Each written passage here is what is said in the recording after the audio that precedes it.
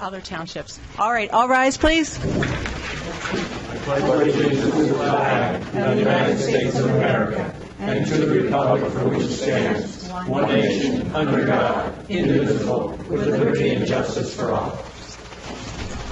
Good evening, everyone. We had two meetings before the start of tonight's meeting. We had the Bicentennial committee meeting, and we had our pension board meeting. Seated next to me is Dave Tomko, our soon-to-be new Director of Operations. He's co-director with Dick John until Dick leaves soon, sadly. It's on its way out. Stephanie Mason is very ill. It's the first meeting she has ever missed, and the only reason why she's missed it is because I ordered her to stay home, because she would have been here, infecting the whole place. So she is sadly not here, but Dave is pitch-hitting in the secretary's seat. All right. Where's my agenda? Any visitor comments? Visitor and public comments tonight? Seeing none, we're moving on. Announcements. Our next meeting is Tuesday, February 21st at 7 p.m. Bicentennial Committee will meet Tuesday, February 21st at 4 p.m. We're going to be closed Monday, February 20th for President's Day. Please complete the 2017 Stormwater Survey. You can go to the Township website, doylestownpa.org. Please do it. We really need your input into the stormwater outreach. Ski tickets and movie tickets are available at the administrative offices, and you get a call or come in for the prices and see what's available. And this is our last announcement for the Christmas tree drop-off. February 15th is the last day, and you can do that, the New Britain access to Central Park. Nominations for the Unsung Hero Award are being accepted accepted at the office until March 7th. You can email them to me or Stephanie, or just drop off your nomination. The Unsung Hero Award is someone who does work in the community.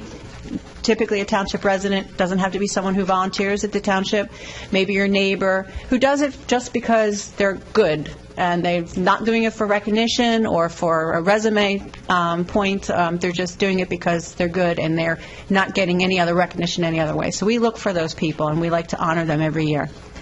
Okay, next item.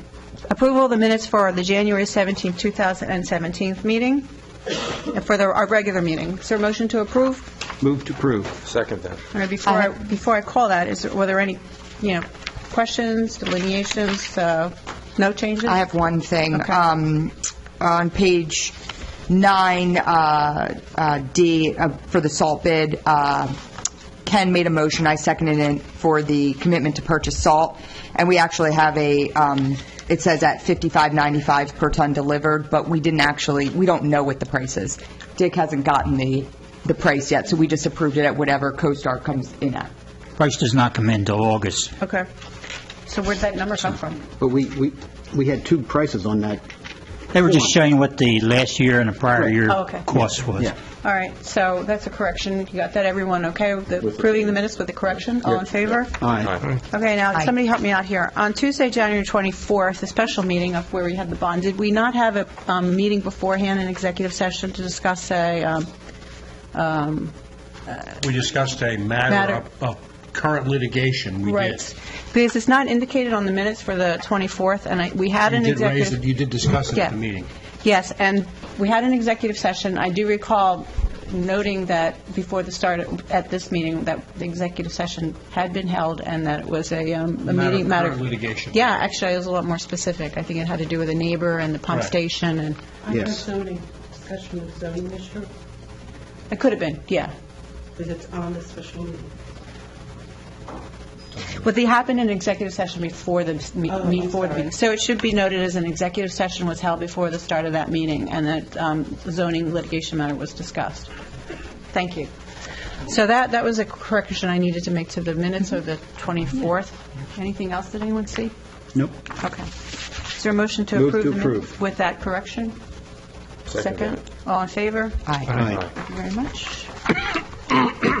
Okay.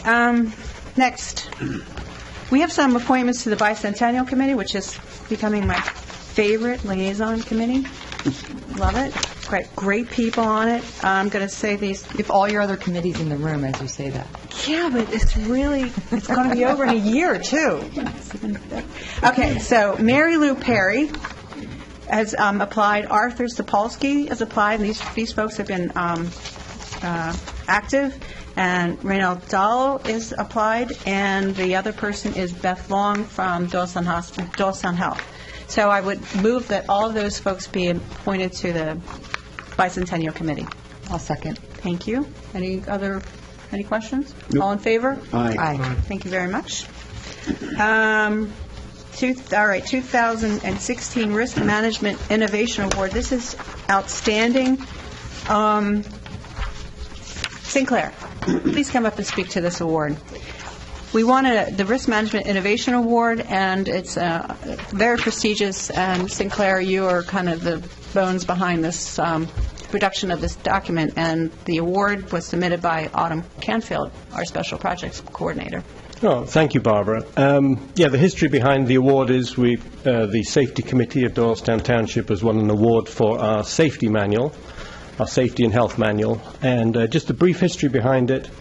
When I first came to the township here in 2009, there was no active safety committee. So then Special Projects Coordinator Sandra Zadell and I got together with Divot, who is the Delaware Valley Insurance Trust, and with their advice we formed a safety committee, and with their, again, guidance, we put together a safety manual, and we've kept updating the safety manual, and we now have regular safety committee meetings, which basically is to just ensure the health, safety, and welfare of visitors and employees to the township.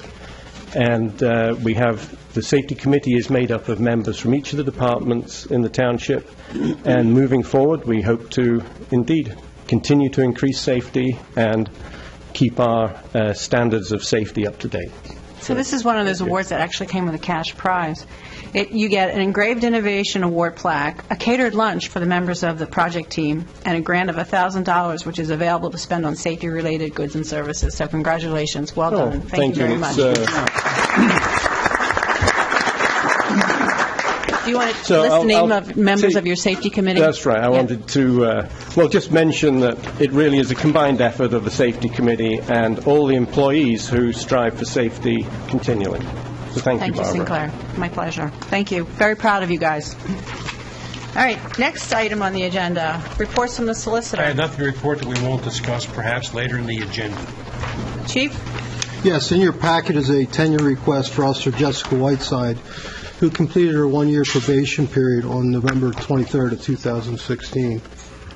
During her probation, she was assigned to Sergeant Charles Ziegler's squad, where she completed the department's field training program. Officer Whiteside has satisfied the requirements of the program, and I recommend that she be granted tenure by the Board of Supervisors. I might add that Officer Whiteside is here this afternoon, and I would like to add also that when Jessica came on board with us, I had high expectations due to her prior experience, and she became highly recommended by a lot of people. To her credit, she has exceeded those expectations. I'd like to thank her publicly for that. Thank you, Officer Whiteside, for your service. And back there, say hi. Do you want to come forward and say anything? I'm happy to make that motion. Is there a second? Yeah. All in favor? Aye. Aye. Just one comment. There's Sure. a typo on the letter. He, she. Yeah, you saw it? Oh, yeah. Okay. That's okay. It's just for us. Yeah. I expected Mr. Colella to point that out to me last week, and he forgot. We didn't want to embarrass you in front of your patrol. Exactly. We didn't want to tell them that you misspelled I was the. proofing it again this afternoon. I'm like, I can't believe Mr. Colella didn't point that out to me earlier. Thank you for being here. Do you want to seriously? You want to say anything? I'm okay. Okay. You are dismissed, me. Okay. Thank you very much. It's great to have you. And I'm glad you're staying. All right. Anything from the township engineer? Nothing this afternoon. Director of Operations, this one or this one, doesn't matter which one. I think I have the floor. I just briefly want to give a building renovations update.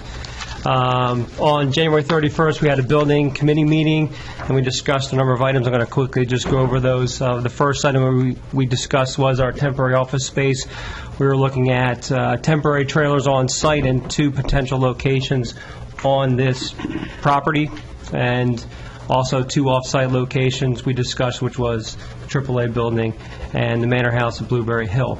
At this point, we're looking to move forward to the temporary trailers, and the AAA building are the most cost-effective, though we are trying to look at proposals which we have in hand to basically come to a final decision within the month. I think next board meeting on the, the first board meeting in March, we will have possibly a recommendation at that point in time for the board to consider. We received 3 proposals from movers. We are in the current process of reviewing those proposals and making a recommendation again on the, for the meeting on the 7th of March, I'm sorry. We have a proposal for temporary storage containers, which we will be storing material on site back in the Public Works area. I have a memo that's included with this packet summarizing those proposals and a recommendation to approve the proposal for Andrew Trailer out of Ben Salem. I think it's Andrew Trailer Truck Rental for a proposal amount of $17,760 for a term lease of up to 24 months for those trailer storage containers. Yeah, it's a stupid question. Do they give us an insurance bond or anything like that for these? Yes, I think we have to have satisfy that, yes. Okay. Is there a motion to approve the recommendation? I'll make that motion. A second. All in favor? Aye. Good to go. Anything else? Yes. We are in receipt of 4 proposals for interior designers, which we are currently reviewing. We will be scheduling interviews, and we should have a recommendation again for the meeting on March 7th. We are also in receipt of 2 proposals for construction management firms, and we anticipate possibly additionally 2 more, at least 1 or 2 more. We will review those and be making a recommendation again on the March 7th meeting for the board. We are working with Castle Valley Construction regarding the proposed fueling station, which we will be relocating to the rear of the parking lot back here. That includes designs and specifications, and that is moving forward. The project financing is in place, and that is on schedule. Generally, right now, the project schedule in of itself, as far as design and construction, the design plans for Phase 1 are moving forward. We've met with the design team, which includes Phillips and Donovan, the architects, their design teams, the mechanical, electrical, and plumbing designers, and we are anticipating having those plans ready soon to go out to bid. We originally anticipated having that advertised on February 7th, which is today, and that is not going to be the exact case. We're probably about a week or so off, but doesn't keep us keeps us on schedule. Still, we have a little bit of float time in the schedule for that advertising and bidding period, and then recommendation. And again, right now, looks like the only thing that's off on the schedule is that bidding and design process. So that's the update. Does anybody have any questions? No, No, thanks. I mean, there's a lot of activity going on. There's a lot going on, Yeah, right? there's a lot Staying on top going of on. it. This is a Yes. tough one. All right. Do you have anything special to report for the manager? Is that everything? No, Okay. nothing to All right, report. moving on to supervisors then. Sean, you have anything? Only one thing. Our senior, Central Bucks Senior Task Force group met yesterday, and although our MO has been to, we've been filming all of our interviews and that, we went to a new format last year, and if you go on our Township channel or the website, you can see there's like over 30 episodes, I think, on there now. And I know someone else will expand upon that today when they will give you reports. But that said, yesterday was a brainstorming session. We had about a dozen people there, and we just encourage everybody to come out to that meeting and all of the committees which I work with. But that one in particular, we meet off-site at the Senior Center on Shady Retreat Road, and it's the first Monday of the month at 1 o'clock. So all are welcome. You don't have to be a senior to come, but that perspective is important, but everybody. Seniors defined as what age? Oh, geez. For this, Well, nobody up here would qualify on the board. But otherwise, there might be someone Great out there response. watching us. Okay. Someone out there might be watching. so and really anyone can come. They can. Anybody can. Yep, anybody As can. long as you pay. Yeah. Ken? The only thing I wanted to mention is, because a lot of the residents may not know, but last year we had approved a permanent position for the financial analyst, which she had turned down. So we're in the process we'll be in the process of trying to find a replacement for her, and we have high hopes for this position on how we're going to do productivity improvements and transition some of the budgeting process from some of the volunteers into the township staff. So we're until a point in time where Ken gets some free time to start interviewing and then posting jobs and stuff like that. It's going to take a while, so I just wanted to make sure everybody's aware that that hasn't moved forward at this point in time yet. Okay. Ryan? I just wanted to comment on that. I think we've talked enough about that position.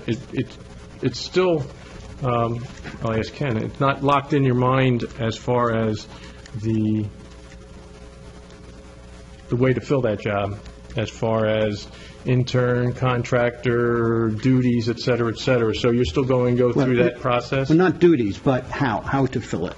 And I have a brief discussion with Stephanie, and because not knowing it might be hard to retain this person for any length of time, maybe we should view it differently. Maybe it should be an intern position. Maybe it should be a contractor. So Stephanie and Ken are going to evaluate those types of alternatives, yeah. Okay. Okay.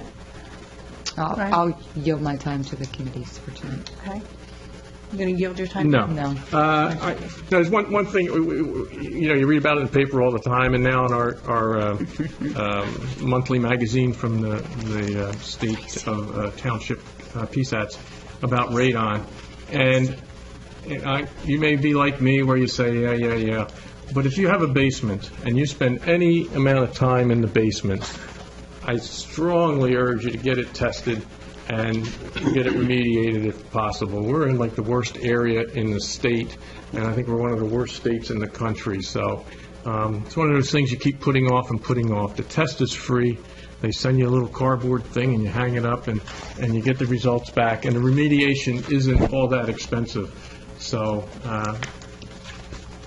if you have any questions on that, you know how to get a hold of me, but I suggest you take a look at that if you have a basement and you spend any amount of time in there. How to get that test? Is that posted on the website anywhere to get that I don't know. I don't Okay. think it is. It's from the state, and there's a number you call, okay. and they send you a little cardboard thing, and you Yeah. hang it. I actually got a letter in the mail.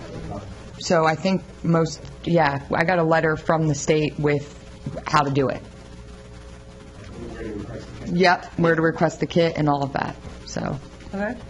Yeah. Well, we can put the information on our site. Yeah, I just put so they know where to call, that's all. We can put the information. Mr. Lair, do you want to make a comment to the microphone, please? Sorry. We got the same information in the mail a year ago. I got that cardboard kit, put it down in the basement, and did everything that said, sent it back to them, and we're at the States of Doylestown, and surprisingly, we came back with a low radon reading, so that was encouraging. I thought we were, like you said, Richard, we were going to get a high one, but it came back low, and they said no remediation necessary at this time. But I agree with what you said. Everyone should do it. Absolutely. And now you have the comfort of knowing that. Absolutely, sure. All right, let's put the contact information on the site so that so our residents You can... take care of that, Dave? He's Stephanie today, right? Yeah, thank you.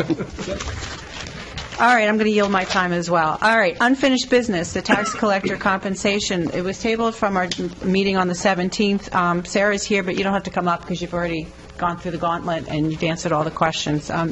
So we're all aware what the discussion is. Thoughts, comments? Where do you want to go with this? Yeah, I had some comments on it, and as you mentioned, Sarah also provided a lot of other detailed information after the fact. And when I look at this, I'm concerned about it because when I look at the total compensation, and I try not to get into what the school board pays per parcel and what the township does and everything else. What I was looking at, and it's kind of what, at the last meeting, what I was trying to highlight is the type of work is done by the tax collector and how you compare that to other people doing similar type work and what they might make. But looking at the total compensation for the tax collector, it's $76,657. But also, that's about 25 hours worked. So when I go and normalize that, and that doesn't sit with me, so I have to normalize it to 40 hours of work. And if I do that, that's about $122,000 a year that job would make. When I look at the skill set and what the type of work it is, that doesn't equate to me to what other very technical people make. And that could go from engineers to nurses to IT specialists. I went on the website and looked up all these different jobs and what they have to go through to be able to qualify to do very technical positions. So I would not, at this point, support an increase for the tax collector. I think that is well above what people within doing that type of work would be making. I think we should not compare it to other professions, but again, compare it to other tax collectors, which, I mean... But you have to compare it to other professions, because you have to know. You can't because do you that. have to know what the requirements are for those other... If you have other specialties where you're required very technical degrees and extra schools, if you have to go become a dentist or an optometrist, that is well above what is required to do that type of work than what the skill and knowledge is for a tax collector. I'm saying they're entirely different, and you can't say one job doing what the tax collector does should be compensated the same as someone that has a very technical and very degreed profession. That's my position. Well, just a comment. Just one of the busier responses I had was on this from the residents. And it's from a different angle, not so much finances, but in accessibility. And I think you heard Sarah at the last meeting where one of the gentlemen, and it's been echoed by others, that they wanted to see their tax collector. They wanted to have that touch and feel and be able to communicate to them. And one of the problems, if you look at your email, it says your office hours are Tuesday and Thursday, 9 to 2, okay, which kind of goes back to what Ken's saying, how much is the job. But the problem is the next line. It says, all emails will be responded to at the earliest opportunity during the office hours listed above. So if I call Thursday afternoon with a problem because Stephanie's got some issues or we need to get something resolved, I'm not going to hear back from you till the following Tuesday between 9 and 2.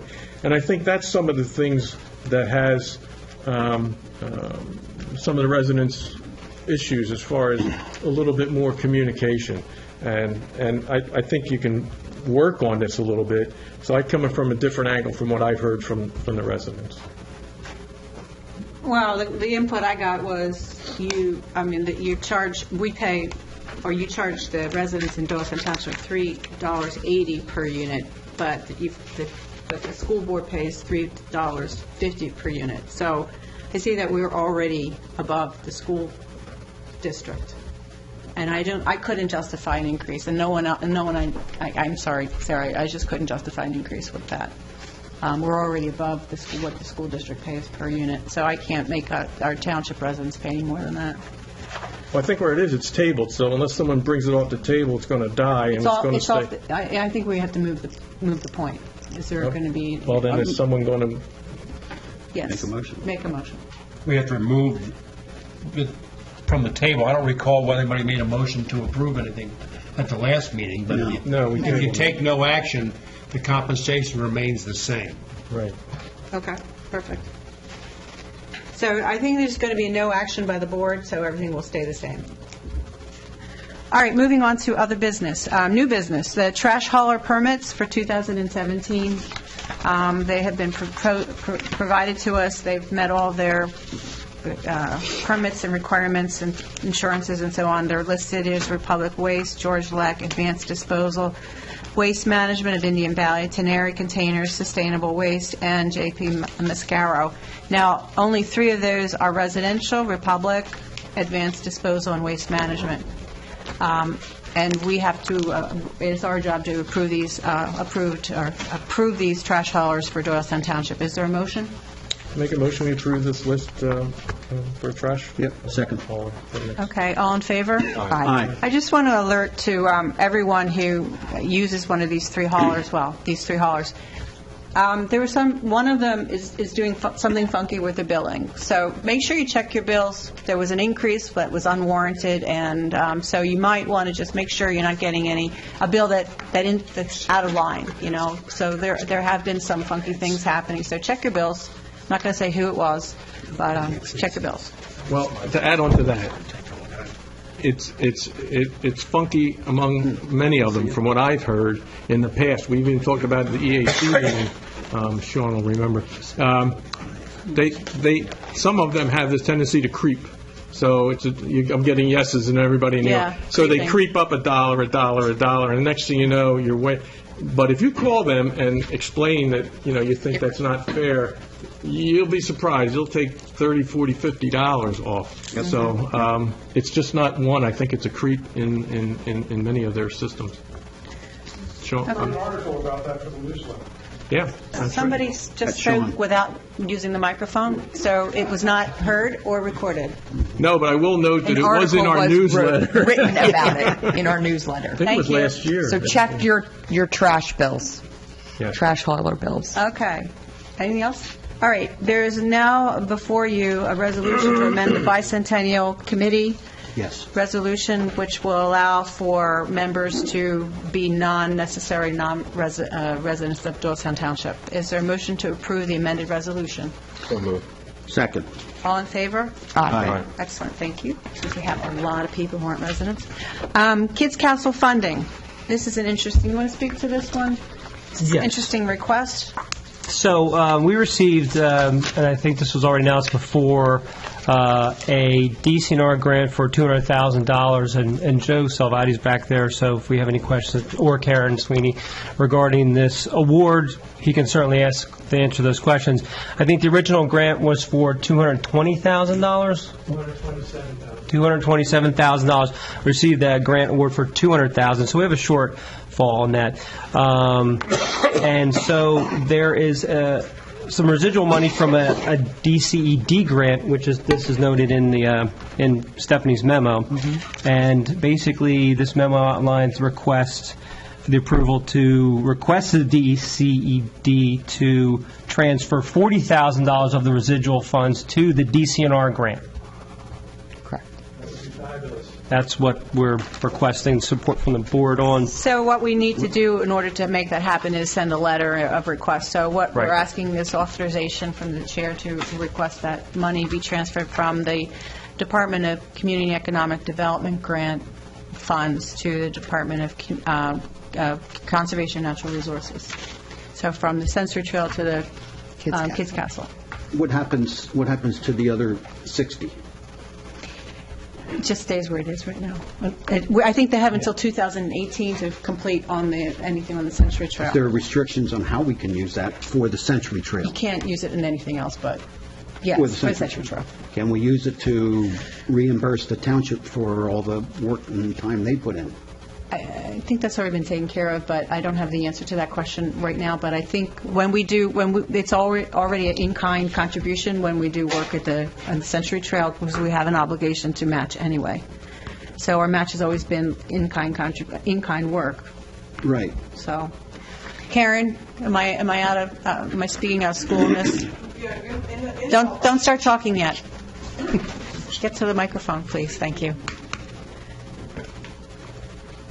The Sensory Trail was completed under budget, under the grant amount. So now that trail is completed, which leaves the residual amount.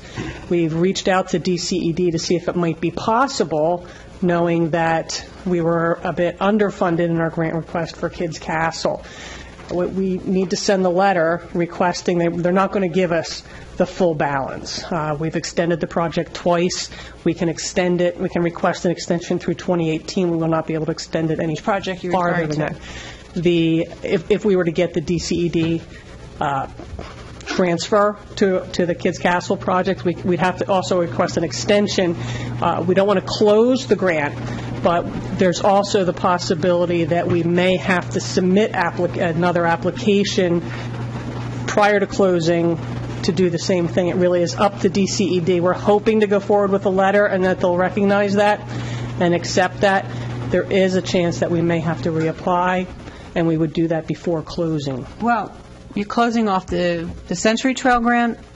We would Is that what not, you we're think? not going to close that Not until gonna we get close an it. answer. So what's the extension for? The Kids Castle If they, grant? if they, in essence, roll that over, the stepping stones from the Sensory Trail to Kids Castle, the current funding cycle expires June of 2017. So with that letter, we have to also request the extension. Of what? Of the current Sensory Trail. that's all I needed to We know. were asking Okay. for the transfer. We're trying to do that without having to close the grant. They have expressed interest, not approval, but, no stone unturned doesn't yield any. Yeah, sure. We've got to try. Any opportunity either. So Okay. it's a little bit more involved, but in essence, yes, we're just asking to move forward and request to see if we can move some of that forward. Okay. I'll make that motion that we send a letter to DCED to request. Just one other question. The shortfall was 27, but we're asking for 40. In speaking with DCED, that's the amount that they thought was palatable. So we are not eligible for all of it. It's a completely different project, different grant. No, my question was the other way. Correct. Why are you asking for more than 27? It's a matching grant. It's still a matching grant. So let's just say 30 and 30. If it was 230 and 230, that's we're 60. So we still have to pay half of. Either way, it's a matching grant. DCED was a matching grant. DCNR is a matching grant. So when you're saying 40, you're saying that they'll give us 20 if it gets approved? We're asking, yes, we would That's have what she to meant. match, which we have plenty of labor to do with. It says we are seeking $40,000 in DCED funds. That's what the memo says. Correct. It is a match program. So does that mean the township has to put up another 40? 20. If they Yeah, give us so it's 40, what I we have to said. match 40. If they give us, it depends what they give us. We have to match whatever they give us. You're So we're asking trying- for 40, and they'll give us 40. We're trying to catch up with that bit of. It is confusing. It because you're is asking for very 40. confusing. You get- We asked for 230, we got 200, which meant that DCNR would give 230, we would give 230 and in kind for a total of 460. Right. So now with being at 200, we're 60 in limbo. So we're trying to get what we can, what DCED might bite at, to try to help. But Ken's point is, if you get the $40,000, we have to match $40,000. Correct. We agreed to match 230. Correct. That's what we agreed to do. Correct. And right now So we're at 2. Are you asking for that 230 plus another 40 on top You of only it? got From the 200. township? We only got We 200, didn't get so 230. we're committed to the 230 We through committed to paying DC. 230. That's Right, what so we- we're trying to pick that up, but we have to do it by way of match. So we have to ask for a little more to make that match. We're trying to pick it up, so they're going to negotiate with us. I'm okay as long as we're not asking for more than what we originally said We don't want that to pay, needed. we don't want to Okay. pay more than we're already committed to paying. We're just trying to help that a little bit and get a little more cash all right? into Yeah, the, I'm All okay right, now. he's all right. a little more cash into Ken's the all right, I'll project. second the motion. All right, all in favor? Aye. Phew, What's confusing? Yeah. it was confusing. It was, All right, yeah. we're now all not confused. Yeah. All right, Kids Cat, No, that's no. Wrong. tax collector. Exonerating the tax collector. Oh, at least you got something out of this meeting, Sarah. You're going to be exonerated. She's being exonerated because she turns over the unpaid bills to the Tax Claim Bureau. Yeah. Is there a motion to approve the tax lien detail report that exonerates the tax collector for 2006? Move to approve. Second. All in favor? Aye. All right, the 2000... Did you say 5-0? What? Sean? Yes. You might want to, What? you're Sandy Ridge Partners, right? I'm sorry? You are Sandy Ridge Partners, so you might want to recuse yourself from the vote we just took. All right, point of order, what are you referring to, please? Well, You're on the list? Are you on the list? he's on the list, and he's on the list as not paying his taxes. And that's one thing if he doesn't want to say, I didn't pay my taxes in 2016. That's another issue. But then to vote to exonerate the tax collector, it just seems he should have recused himself. Well, I think I'll respond to that. One, either to the point about exonerating the tax collector, I don't think we're foregoing a tax. We're relieving her of the responsibility of that tax debt, because on January 1st or December 31st, those taxes are unpaid are forwarded to the county, to the Tax Claim Bureau. You're not forgiving his tax, you're exonerating the forgiving. tax I collector. think He he's still just has to saying pay. conflict of interest. Well, but It's appearance of a conflict. yeah, And to the second point, I think it's unfortunate and probably unnecessary, but in addition, the information is incorrect, whether either this information at that time is correct. so you did pay the taxes in 2016. Well, I guess I would say, I don't think that's something I would discuss, a private matter. I don't. Yeah, let's, But I'm saying It's I'm saying it's either inaccurate, or we're not if gonna- it's intentional, then those, why bring it up? I mean, technically, he's not being forgiven on the taxes, whether or not they're due. We're exonerating tax collector. So Yeah, that was the I can see the feeling that, or the sense that it's not an appropriate vote. But I understand. I don't I what do you just, think? we just approved a report that we now know is not accurate. What do you No, I don't think he has a conflict by voting to exonerate the tax collector, because he's not relieving himself of any responsibility to pay taxes. He's simply voting with the board to say that he acknowledges the tax collector's obligations to collect the tax have been exonerated, because now they go to the Tax Claim Bureau. All right, so I think we can move on to that. The vote stands with the vote. They vote? Yeah, we did. We voted 5-0. All right, moving on. Performers' contracts for the summer series. We have a list of the contracts. And I didn't They're- mean to deny the... Sorry, didn't mean to interrupt you. Yeah, I'm sorry. We have a list for the Discussion. we have a list for the 2017 Thompson Performing Arts Series, beginning May 26th, through to October 13th or October 20th, and we have the pyrotechs listed there. All these contracts have been confirmed. They haven't come in. I'm asking the board to approve these contracts. I will look at every single one of them, and they'll be executed when they come in. If that's appropriate, I ask for a motion to approve these I'll make contracts. that motion. Thank you. second that. All in favor? Aye. Alrighty then. Thank you. All right, next item on the agenda, bills list for February 7, 2017. Move to approve.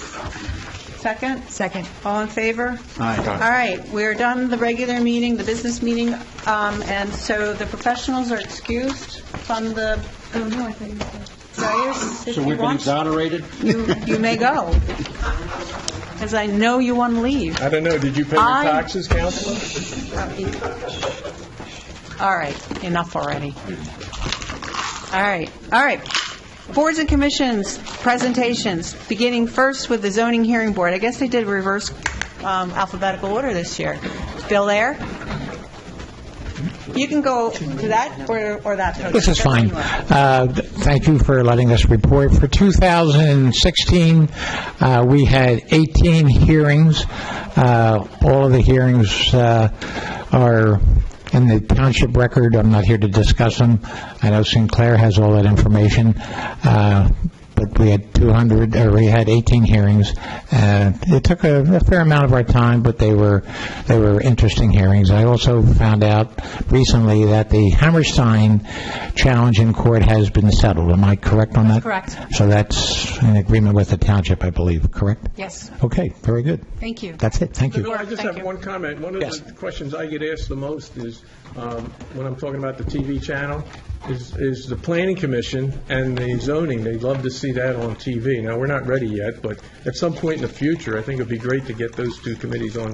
That'd be fine. Who makes that decision? Well, Ed Ettenbach in the back. When we have personnel and equipment to do the that. head of the tab, so he can give you a better idea of the future of when it could be done. Or Ed, he wants to know when you think you could start doing the zoning. The zoning hearing board, when that could be on the the... microphone if you're going to answer. They'll holler at us in the back if you don't go in there. We've been asked that also through our solicitor, that why aren't the zoning hearing boards? This room, right? Pardon? You meet in this room? Yes, we do, yes. Will the zoning board meet in the temporary facility also? No, probably not. So that's That's the sure. problem. We'll have to figure out how to do it. If we were staying here, we could start as soon as we could figure out the staffing. Okay. Where will the zoning board be meeting? We don't know yet. We don't know yet. Parking lot. Parking lot, all right. We don't know. No zoning hearings for the next 2 years. All right. We'll let you know. Thanks, Bill. Judy Hendrickson for the Planning Commission. Hello? Hello. Not that tall. Okay. The Planning Commission meets on the fourth Mondays at 7 p.m., so we welcome the public to come and attend, or anybody else that's interested. We usually have a fairly full agenda. I'm the chair. Tom Kelso is the vice chair. George Lowenstein, Ed Harvey, and Rick Colella is our liaison to the BOS. Ed Redfield has retired in December, and we welcomed our newest member, Gregory Repa. Judith Stern Goldstein is the planning consultant for Boucher James. Stephanie Mason from the Township manager, and Cynthia Del Gaudio is our recording secretary. Sorry. The Planning Commission will continue to support an ongoing and new projects work. We work closely with the community and other boards and commissions, as well as the Bucks County Planning Commission, Del Valle University, and the New Britain Borough Joint Planning Commission on the University Corridor along Butler Avenue. We're encouraging the more efficient energy use, denser development, and linked to better open spaces, good circulation through the community, and continued expansion of our bike and hike network. This past year, we've been reviewing our zoning ordinance and have revised the signage ordinance.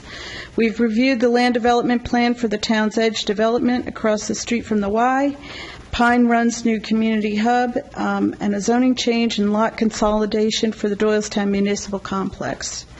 We've got a sketch plan for the Tabor property and to be developed as a commerce center and a daycare, and 4 minor subdivisions, as well as 2 land development plans. This year, upcoming projects that we expect to review will be the land development for the Doylestown Hospital, Cross Keys Area Development Study, the Butler Avenue Corridor Study, Toll Brothers Development on Bristol Road, the Tabor Property Land Development, New Britain Road Development, and continued plans for the Grasso property, one of our favorites. In our free time, we're continuing to work on the reviewing of the zoning ordinance and to clean up sections of the ordinance that are no longer applicable or in conflict with our ordinance requirements. We're updating our zoning map and code definition sections.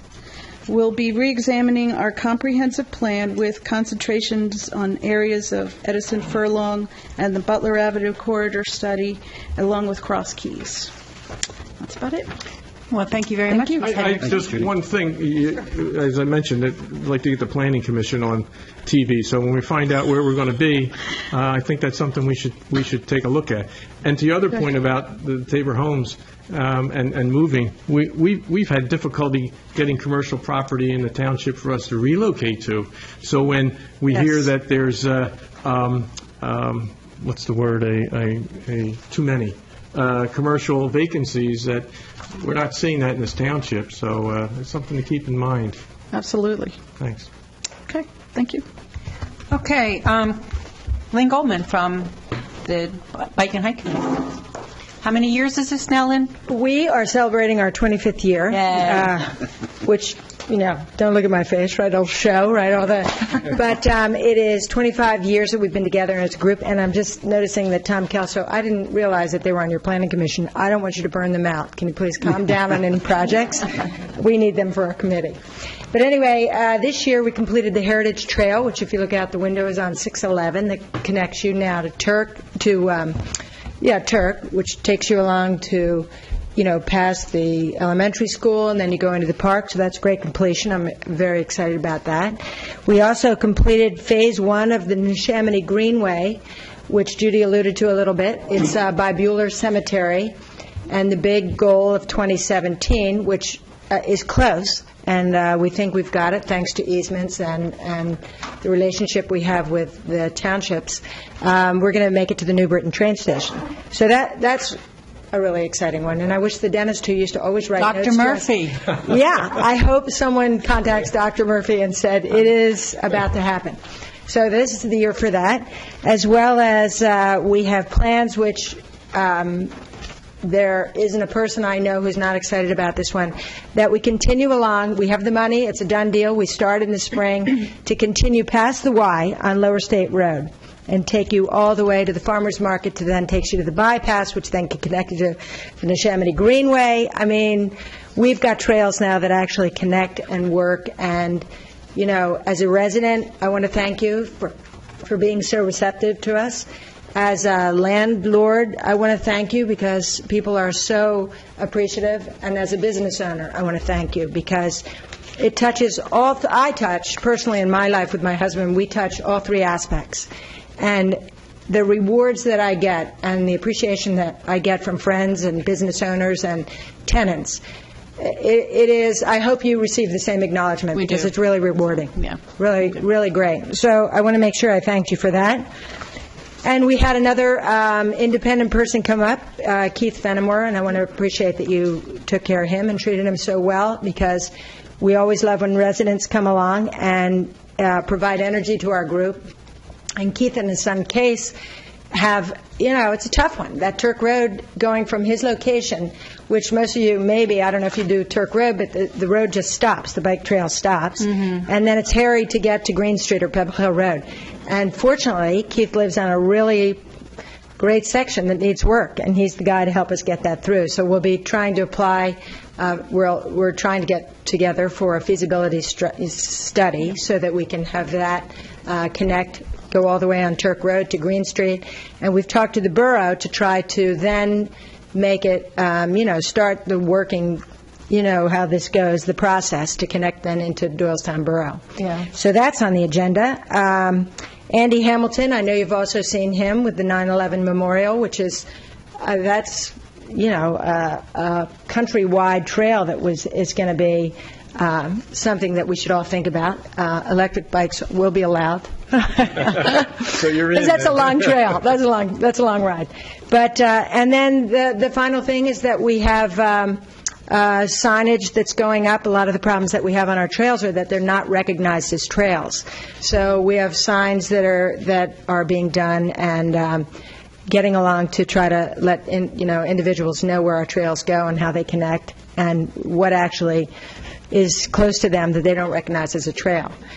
So and then like I always I always thank you and I'm appreciative for everything, but I always give a bottle of wine to the unsung hero in our group every year for the member who does, just in my mind, who helps us the most, and it's just kind of a little fun thing we do. And then I realized that if I gave them to Tom Kelso every year, he'd be an alcoholic with producing this. So Tom is through with his bottles of wine, but we do have a great committee, and thank you for supporting us and helping us make the progress that we do. Thank you, Lynn. Any questions? Lynn has anybody? been in charge of this thing for 25 years. Have you Yeah, it's hard to 25 believe. years. But with 14 grandchildren using the trails, I'm glad I started 25 years ago. But I always like to put my plug in for electric bikes. Get an electric bike because it's good for everybody. It starts you riding, it gets you out, and I think it motivates people to go. There, that's my ad. Just You one think I'd sell question, them? Lynn. Are we keeping the map on the website current with as you're building all these trails?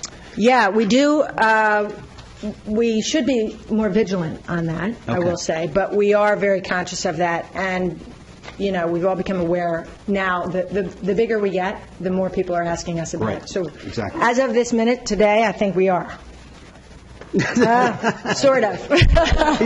He still has the bottle in his pocket. So I think Dave has something. Lynn, can you, or Tom, can you just recognize the bike fixing station and who donated that and the time spent down there a little bit, please? That really is this year. We got a grant from the Central Bucks Bike Club last year to put in a bicycle repair station. And I did some sketches on it. Bob Ruddy did the construction, made it out of concrete, very much a Mercer sort of thing. The Township park crew, I guess Butch and his staff constructed it. And it just went in. It's fully functional right at Lower State Road. And the Parkway, one of our high-use trails. The other thing that Lynn didn't mention that I think was a milestone for us this year was working with Bucks County on a 1.5 mile section through one of our toughest parts of the township, along 611 Alms House Road area. And that'll extend the trail from here all the way out to the edge of the township along 611 at Kelly, I guess it is. Wow. And that's 100% funded without any township money in it. That's great. And they should be letting the design contract out for that in the next few months. So hopefully that's sort of a new era for us in working with the county to extend Is the that trails. running on the retail side or the county side? It's going to be on the county side, but they're also looking at 2 areas where there'll be 2 or 3, I think, crosswalks across 611. Because that is a busy busy pedestrian area for Doylestown Township. So yeah, I think it's going to make a big difference for us. You know, I should point out there, John, to make sure... Microphone. Okay, sorry. You know, he has been there right from the get-go with us and actually taught us how to make the trails, I think, in the beginning. We used his knowledge to create a really solid, good base, and he's always been there to support our path, and I would like to, looking at you, I'm going to miss you. But it's been a great run. Thank you. Thank you. He may join your committee now that he's retired. He's not going to wake up so early. Thank you, Lynn. Thank you for all your work, for all your 25 years, and your leadership. It's been outstanding. Kathy Brown for the Doylestown Dog Park Advisory Committee. Visual aids. Wow. Yeah. Kathy. Only thing is, I have no clue where it is. It's there. Oh, it's right here. Oh, look. Oh, that's awesome. All right, I don't even need my glasses. We're celebrating our 5th year. Yay. That's awesome. That's awesome. We meet the first Monday of the month at 5 o'clock. Our members are Ada Popek, Deb McComas, John Hebert, Andrew Miller, Janet Stavridis, I always have trouble saying her name, Dave Cochran, Carmen Kim, and Caitlin Scheck. And Barbara Lyons is our wonderful liaison. So, let's see if I can go. Updates. Currently, we have 380 active members. Wow. Okay, which is awesome. Now, just remember that when we built the dog park, it is a membership. So if it's a resident, it's $50, non-resident, $60 there. Improvements to the park, 2 shade structures, and if you look in the background, one of them is in the picture. Okay? 9 new trees, look to the right, and there's one of the new trees. Have to thank Feeney's for that. And we also have a video camera at the entrance in case which there have been. I'll report later that there really hasn't been, but in case there's anything we need to follow up on, it's there. And Janet and Paul donated that. The Dog Park Advisory Board, through our fundraising events, raised a little over $1,300 last year. Now, the key to dog park success is orientation. It's worked. It's been going on for almost 6 years. It works. It's all volunteers. Susie Dances has been unbelievable. The picture of the couple up there is Jan and David Hansen, who ran the orientation up until this year. So I have to give a shout out to them. They were wonderful, wonderful. The Dog Park Advisory Board members put on the orientation. It's held once a month.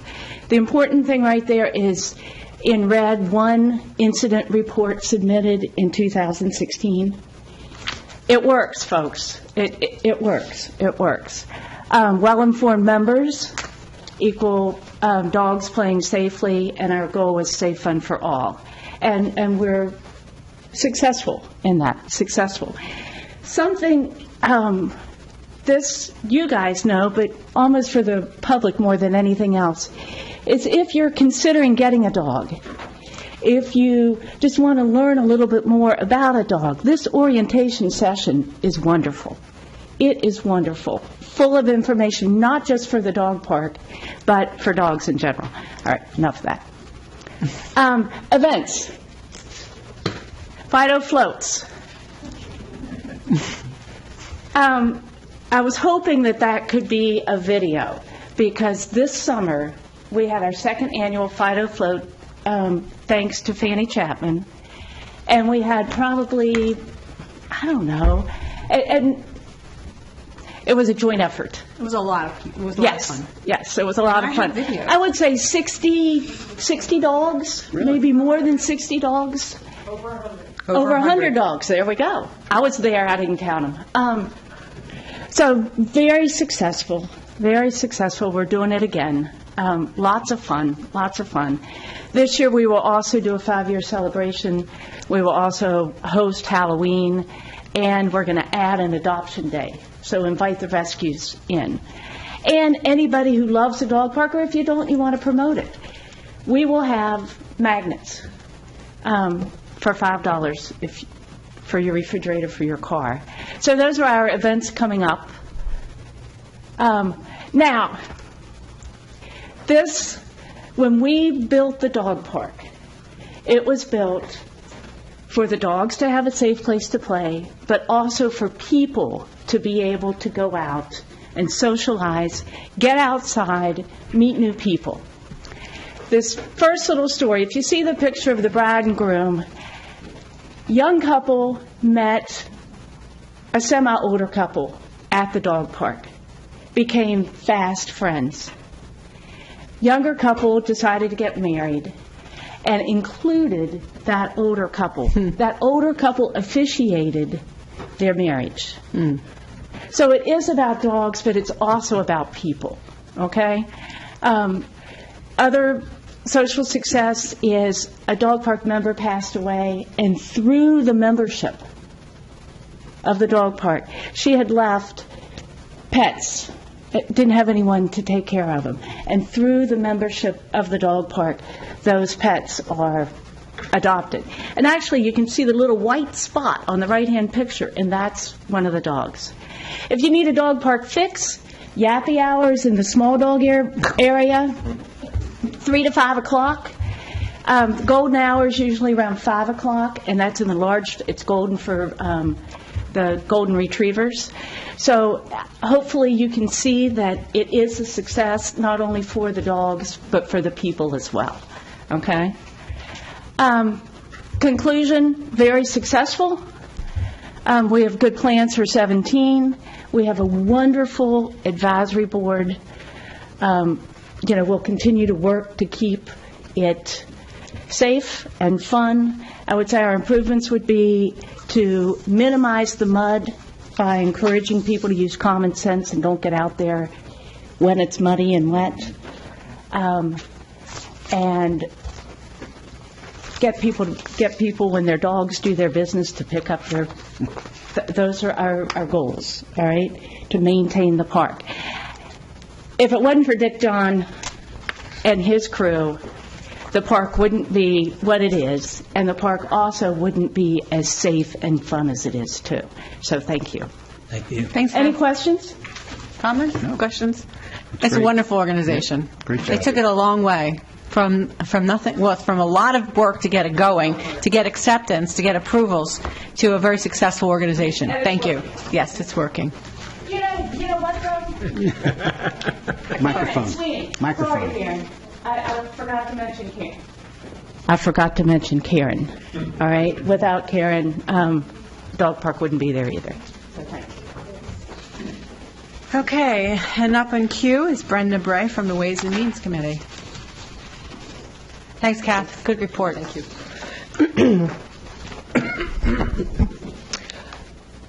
2017 was a very busy year for, planning for the 2017 was a very busy year for our committee.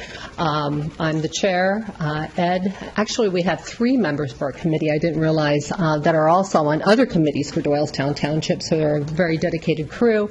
Ed, who was just here, Ed Denton, Joe Adelicat, and also Bob Selnick have worked all this year on the budget. And our board liaison is Ken Schneider, who often plays a little bit of a referee sometimes as we go through our meetings. Our function is in conjunction with the Township Administration to develop recommendations to be presented to the Board of Supervisors for their consideration in budget development. We review and study financial topics that are requested by the BOS, and that was actually alluded to, and I'll talk about that a little later in the presentation. We're an advisory group to assist with budgeting, reporting, and long-term planning, which is very important financially, and certainly from a group who's so interested in the finances of the township, with the common goal of financial security for Doylestown Township. More on that later. What does the committee do? Well, as you might imagine, we look at numbers a great deal. We periodically compare actual revenues with the budgets that have been presented and approved. We project the impact of current financial decisions and economic conditions over a 5-year period of time, with the most of the emphasis being on 3 years.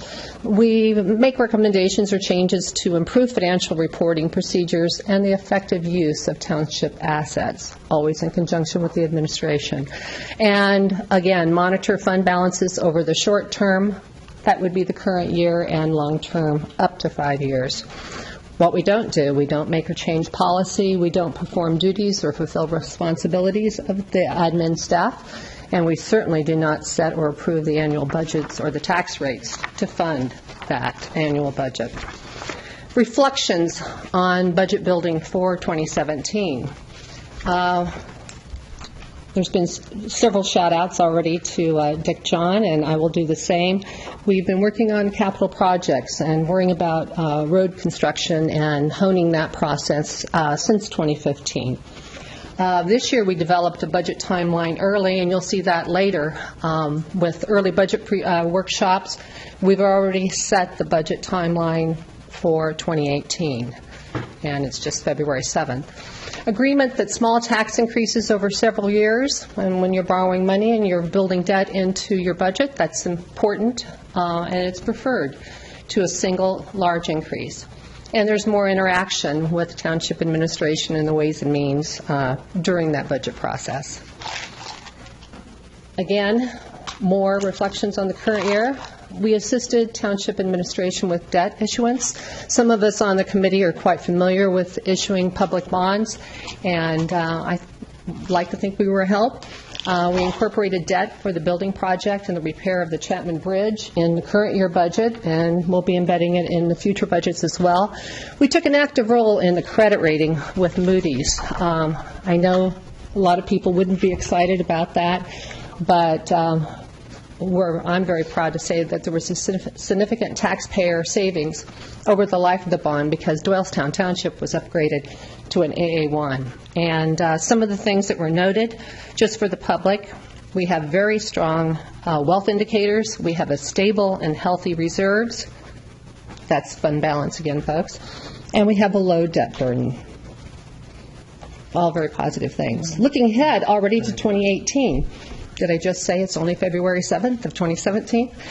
With administration, we're going to continue to hone the budget process and planning. We're going to seek ways to engage and educate residents about the township's budget. And I'm going to pause there because while it's very nice to go walk your dogs and have a yappy hour, and there are a number of other committees that are quite interesting. Sometimes what we do is dry to people, and but we really do want to figure out ways to engage folks and have them be interested in the budget process.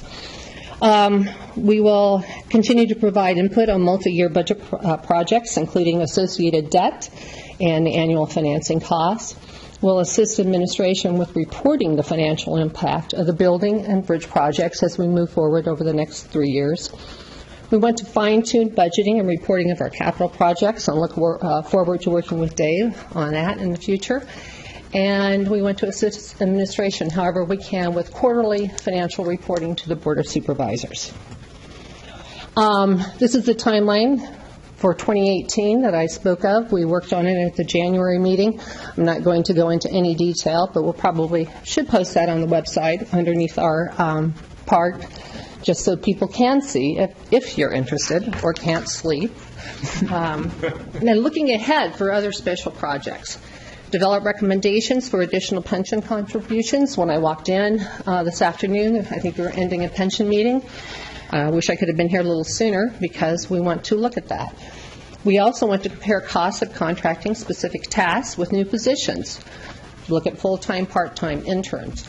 So another special project. We want to monitor financing climate and options for completing the building projects, and also future Pebble Ridge and Woodbridge sewer project. I hope I have that right. Yep.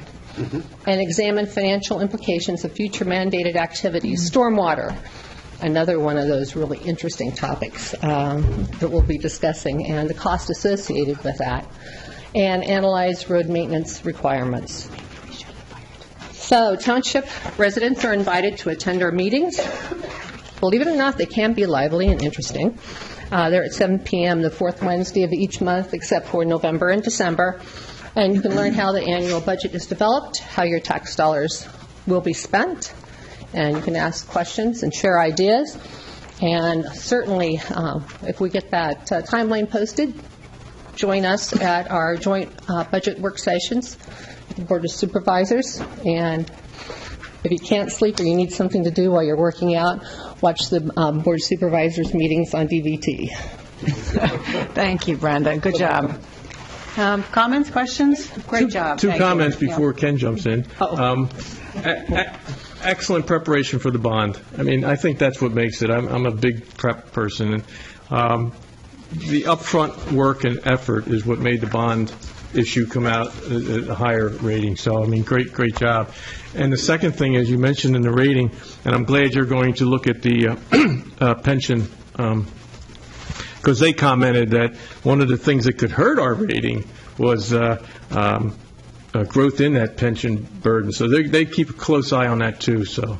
They keep a close eye on everything, and it's certainly a give-and-take relationship when you're having conversation with Moody's about what they're looking for. So it's all very positive, and we'll continue to keep an eye on that moving forward.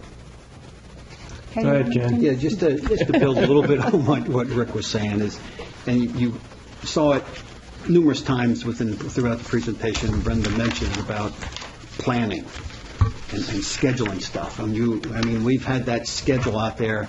We developed it last year, but you have the whole year planned out when we're going to have each one of those meetings and what activities are going to happen and what's expected, what the deliverables are, and then we stick to it. So I think I credit you, Brenda, for running herd over it and keeping it online, but the committee does a great job, and everybody's pretty much in sync, and we're all in for the same reason. So, great job. Thank you very much. And thanks for everything that the Board of Supervisors does for the Township as well. Thank you, Brenda. They're really smart on that committee. Okay, Friends of Kid Castle, Joe Salvati. He's going to shoot another movie again, isn't he? Video. Yeah, there it is. I do have Fido Float video. I do. I wish someone had asked me. Sorry. Hi, Joe. Hi. I'm Joe Salvati, Chairman of the Friends of Kids Castle Committee. Ryan Mannion is our liaison. And I'd like to say that it never ceases to amaze me all the work that our committees get done day in and day out. And these are people who do jobs like people who get paid for them, and they do them for free. And it just amazes me the ways and means. So I'd just like to add that we don't often pat ourselves on the back, but I'm proud to be part of this township and the committee as part of this township. So hopefully now it won't be all downhill from here. You had the best video last year, if I recall. Yeah. Well, We don't have sound this year, so they're telling me I have to put the microphone down here, so we'll see if it works.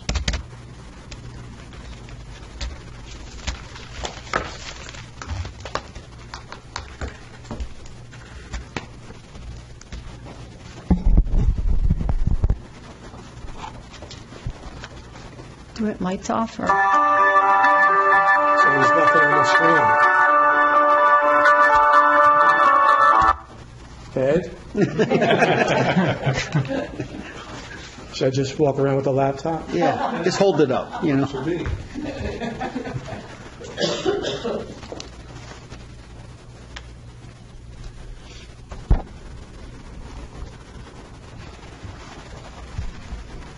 We're going to have to X out of it Okay. for a moment.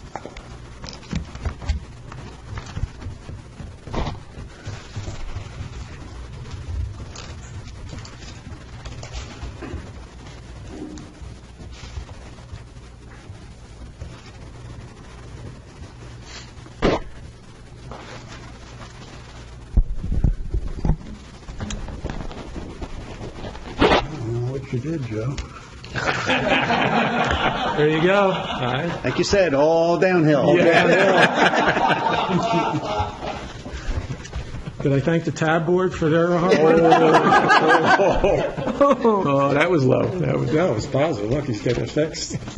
All right, hold on. No, wait. All right. There's something there. Let's see if we can get this back over here.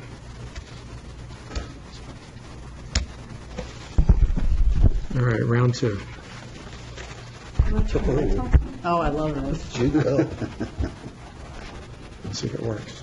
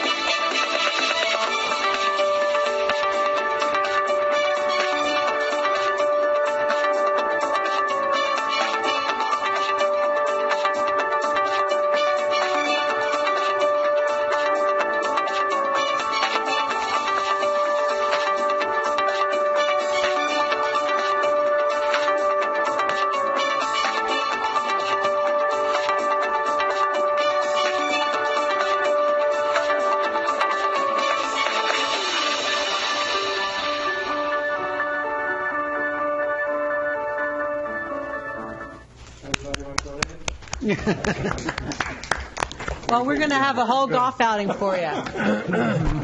So, Any questions? get your foursome. Well I done. noticed Well your table at the Fox 29 thing was right outside a hair design place. You know, wasn't it a perfect I know, place? I saw that too. I tried to cut it out of the picture, but it was impossible. Any questions? No. No, I think you're in contention for the best presentation again. Can I this just year. add something here? Already won. Chief has I'd something. just like to, Joe, I'd just like to add something. I've been employed in this township for 30 years. And Joe, what you did in that castle is unbelievable. I kind of get choked up when I think of, I took in a foster child. That castle gave me great pleasure with that young man. Oh. Thank you. Wow. Thank you, Chief. You know, it's important to say that this is a project that's been going on for over 19 years, and there's hundreds and thousands of people who continually put their time in. So I'm happy that I'm here representing Kids Castle now, but it's a community thing. I know I've told you this before, and I tried to recruit you on every committee I get involved in. You do a heck of a job. Thank you. You do a heck of a job. Thanks, Joe. Okay, Dick Bach, you get in trouble now. Yeah. Doylestown Township Municipal Authority.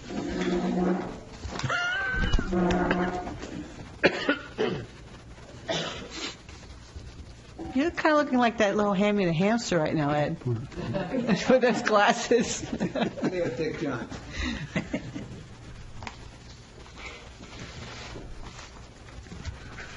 Which is what that button.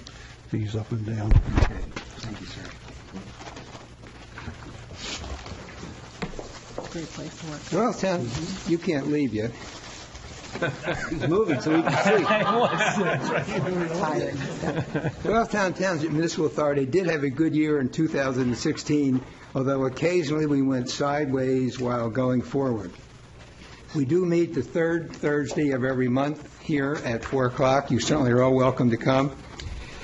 Several things that were extremely positive. In November, we ended a series of interviews for personnel and hired Keith Haas as our new director. Keith comes to us with an extensive background in water management. He's a graduate of Rutgers University with a degree in engineering. He worked as a water operator. He arrived. Keith Haas, our new director. Thank you, Keith. He has experience as an operator, also in construction management and control of water systems, so we look forward to his continuing growth with Keith at the helm. Also in December, with a start date in January, we added a new employee to replace a terminated employee. Sean Gore joined Scott's staff with his start date in January. He's been with us about 2 or 3 weeks. He has 12 years of experience in operations. We owe a big thank you to the staff for their work, especially for last year, in that it was a very difficult year at times. The staff, beginning on the left, Scott Mealy, who was a manager, Brent Eaton, Keith in the background, coming up on the right side, Sean, the new employee, Jerry Kinder in the middle, and Matt Matatankis on the right. Great staff. They did a great job this year. We also need to extend a sincere appreciation and thank you to Mr. John. Mr. John will be working with Keith for the next 6 months or so until we allow him to retire. He keeps contradicting that, but he doesn't realize that the board does have some control in this matter. So he intends to leave, but we thank him, and I just realized sitting there that this will be the last time that we have an opportunity to see Dick at a meeting like this. So on behalf of the board, and I would say very much on behalf of the supervisors, the residents of Doylestown Township, and those customers we have, thank you, Mr. John. Thank you.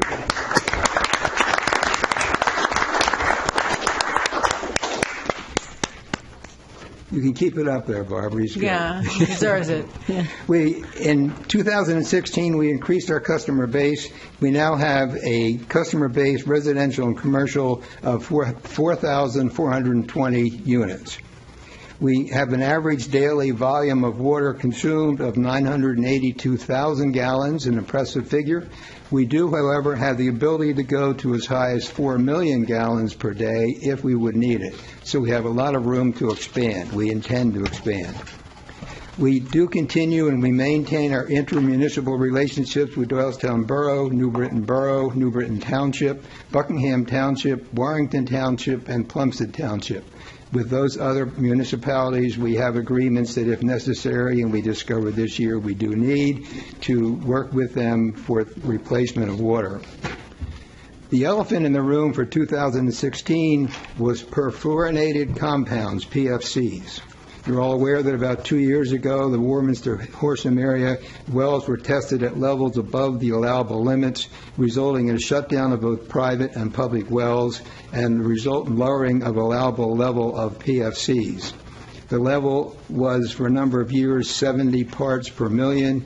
It was reduced, if you'll excuse a personal interruption here, arbitrarily, to 40 gallons or 40 per million. The result of that was, in May of 2016, a well in the Cross Keys area was discovered to have limits above the new allowable limit of 40. At the same time, our well in Cross Keys was found to have limits above that as well. This is a picture of our tank on the left, a 300,000-gallon tank, our well and pump house on the right.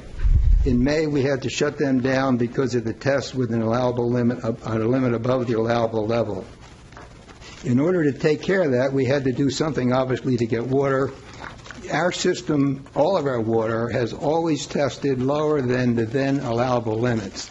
The change in allowance meant that this well showed some contamination. We had to shut it down. In order to maintain our supply to those customers in the area, we now are buying water through Doylestown Borough, another example of our use of another municipality. Very expensive operation. But in order to get around that operation, you will recall that back in September when we met with the supervisors, we discussed putting in a new line going from along Sawmill Road. That is our distribution point right there. I was standing almost on Route 313 at Sawmill Road to take the picture.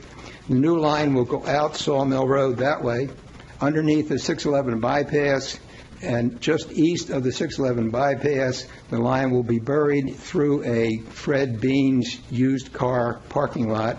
It will go behind the Dodge dealership, behind Altamonte's Deli, and at that point will join another line. We have an existing line. It will not connect. It will be laid alongside that line and will then go, I hope, up to our Cross Keys well site.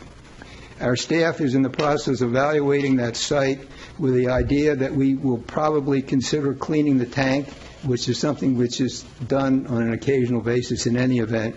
Also making sure that everything in the tank and the pump and the well house will meet any new standards that are set so that we can begin using our own water supply. Again, we have very capable supply, using our own water supply that we can get back into the operation and eliminate the cost of buying water from the Doylestown Borough. That project, which we had discussed with the supervisors in September, our engineer has laid out the lines. We're ready to go. We are waiting for a permit from PennDOT to go under the bypass. Even though we are not going to disturb the road at all, disturb 611 at all, we will be going under a bypass which requires approval by PennDOT. We are confident that will be handed to us very soon. We also have applied for grants.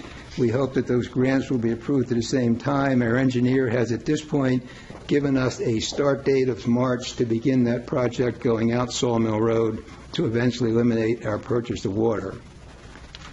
Other things that we have going, two of which in particular we discussed with the supervisors, New Britain Gateway.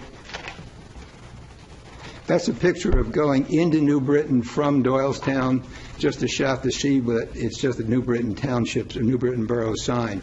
The New Britain Gateway project is really in the hands of New Britain itself, but they have come to us and asked us to participate as far as providing water.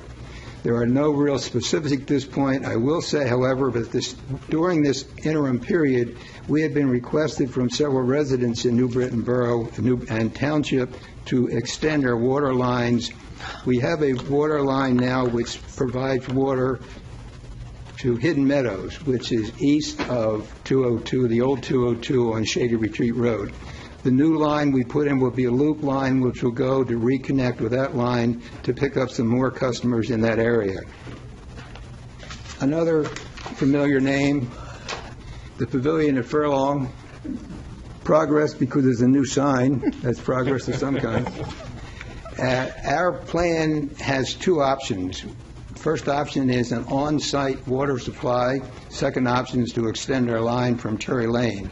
At this point, we are looking at and continuing to focus on option number one, which is using on-site water. There's a test well which has been drilled. The test well has showed in its initial test a flow of 200 gallons per minute. That flow would be adequate for the shopping center, for the pavilion. It would not do some of the other things that we'd like to do in the area. You all recall that several years ago, we had planned to extend our lines out to that area to take care of this proposed development and also the number of homes that are affected by contaminated water. That fell through. If any of you know any supervisors in Buckingham Township, would you please give them a hand from us? At this point, based on the test well, on the assumption that that would give enough water to provide for the shopping center, and perhaps one or two additions along the way, it is the option that we're considering. The expense of that will be mostly borne by a state small tank group who would pay for the large amount of that. The total for the on-site system is about $900,000. At this point, it appears that if things are approved, as we hope, that our cost would be $100,000 for some site work. The cost of the tank supply would be through this fund. It is something at this point, as we all know, that has been going, will be going. We certainly hope, and it appears at this point, that we're going to go forward.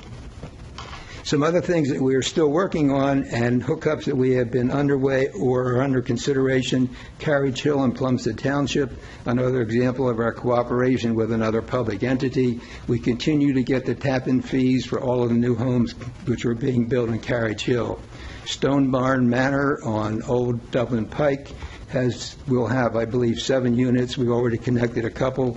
Town's Edge in Lower State Road, crossing the Y. The Bray Long Tract is a future possibility at the corner of Bristol Road and Lower State Road. Bristol and Lower State Road. Lower State. Our staff is upgrading, Keith and the staff are upgrading our system. We have a system called SCADA. I don't know what that is, SCADA. It's a system which monitors our wells and their operation. It reports to our central station if there is a problem. Keith and the staff are going to upgrade that to a better system to give more work, to give more information. The Ridings well is being upgraded and improved. The North well has been upgraded and improved. And I'm sure there are other things that I've forgotten to include, but I will say in closing that, yes, it was a good year, and we're looking forward to a better year in 2017. Thank you, Dick. Thank you all very much. A lot of work you guys do. Thank you. And again, one more time, for Mr. John, thank you very much. Good job. MVP. You have 6 months to clear your office. It'll take Dave Tomko 6 months to get Thank rid you, of this Dick. stuff. Thank you to your board. Park and Rec, John Bray.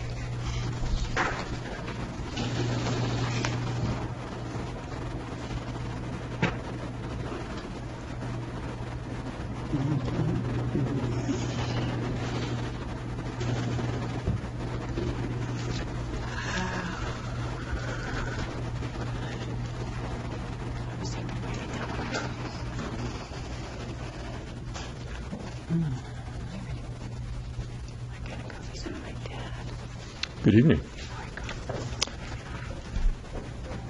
Earlstown Township has a very rich quality of life, and we think that a good part of that has to do with our parks and our recreational opportunities and programs.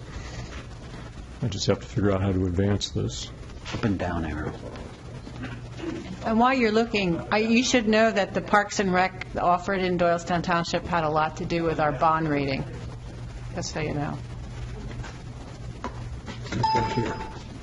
It makes noise, too. Our Park and Recreation staff, Karen Sweeney, who's our director, and Caitlin Finley, our program coordinator, clear evidence of Irish superiority in all recreation matters. But, our board, myself, chair, Paul Dinella is our vice chair, Blythe Kelly, our secretary, Bob Selnick, Sue Reichwein, Barbara Kessering, Kathy Brown, who's still here, VJ, our youth member, Sean Toohill is our board liaison, and Moral Compass. We have a lot of, let's see, sorry, there we go. We have a lot of fun in Doylestown Township. We do a lot of things to bring our community together. Here are just a few of our special events: Family Fun and Fitness, which is on May 15th, Father's Day Fishing Derby on June 19th, a Home Run Derby on May 12th. As I think has been clear throughout our evening, dogs are not overlooked, or they're an important part of our community, and we do a good bit, as you've heard, to appreciate their contribution to our families and our quality of life. You've heard about Halloween. Here's a couple of pictures of some Halloweeners. The Fido Float, which we wish we had a video of.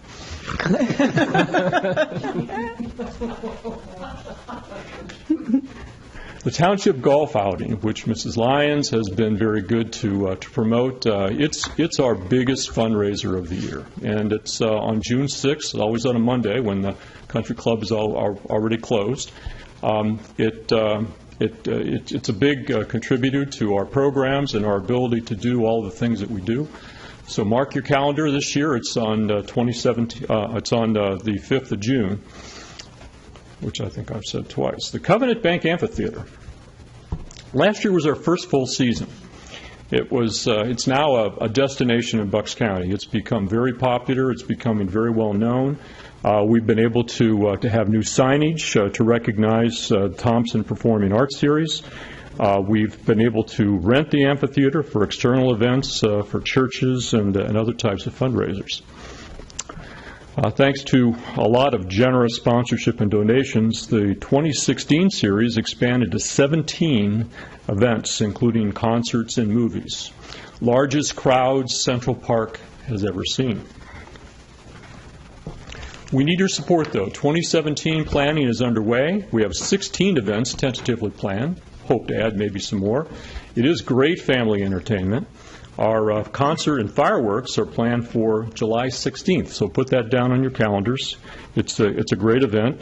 The supervisors were good enough to approve our contracts for our performances this year, so that's pretty well locked in. All we need is some more help. We dedicated our Century Trail this year. It was completed this past August and dedicated in October. It's a great opportunity for kids, really, with all kinds of challenges, to have a good time in our park.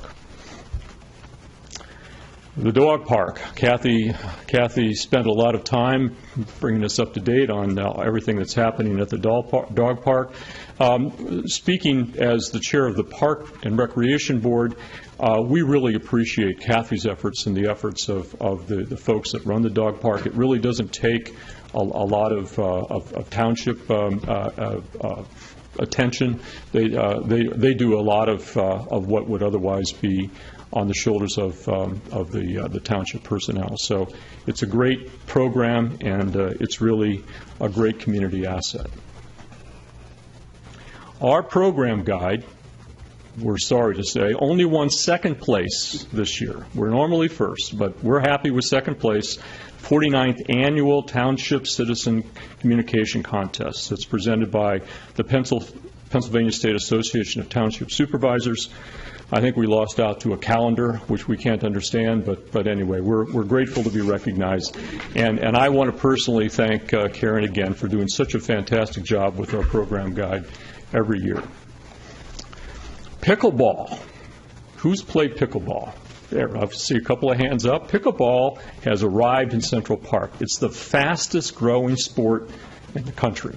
It's appropriate for all skill levels, and it's popular with adults and seniors. Lines are painted on tennis courts 1, 2, and 3 so that they're dual purpose, and we can play tennis, we can play pickleball. First pickleball program goes off with a bang, as you can see some of the photos right here, and planning is underway for more pickleball activities. As Joe told you earlier, and Joe just incidentally is an informal member of our park board, attends almost every meeting and always has a great contribution. Our Kids Castle was awarded the DCNR grant, which you've already heard about. This year, as has been mentioned, proceeds from the golf outing will benefit Kids Castle. We did this a couple of years ago. We're going to do it again. Kids Castle still needs some help, and we're happy to participate in that. Goals for 2017. We will continue to work with the Thompson organization and to expand our programs in our amphitheater. The Covenant Bank Amphitheater is a wonderful, wonderful asset. We just can't say enough about how terrific it is and how good it is to have it as part of our park and part of our programs. We're going to do our best to market it and extend some of the community events, the external community events, things that we don't plan that we can host at our amphitheater. We're trying to figure out ways to maintain the consistency of our programming. A lot of our programs are indoor programs, which have been taking place in our activity center, which is going to go away. It's going to be repurposed for other township uses. But that's the bad news. The good news is that we'll be getting our own activity center at a certain point during the construction of the new township building. We're extremely excited about that and extremely grateful to our supervisors for their forethought and planning and helping us with that important asset. We're going to be applying for a DCNR grant to update the 2007, it's now 10 years old, Park and Recreation Open Space Plan. That's been sort of our roadmap in terms of our planning, and it needs a little bit of an update. We're going to be working with the Township EAC relative to the remediation of the Sourman Park Pond. There has been some study of the pond and the water, and I guess the good news is that it's not the Black Lagoon. It kind of looks like it, but it's not really. It is salvageable. It's not polluted. It's really just a plant growth issue that we'll be working on. We're going to be analyzing our facility conditions, which we do on an ongoing basis. We'll be making recommendations for improvements for regular maintenance of our fields and structures and that sort of thing.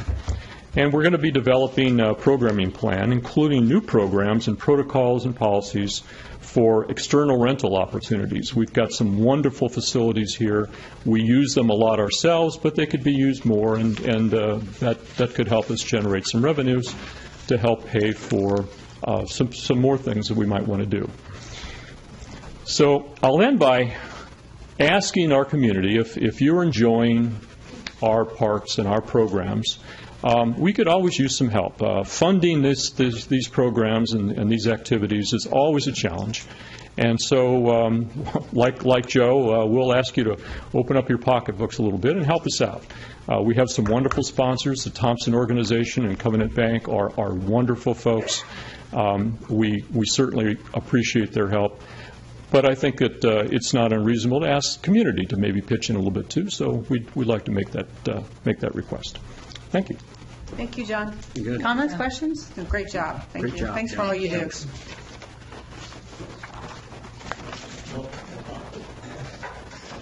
All right, Joe Van Houten from the Public Water Sewer Advisory Committee.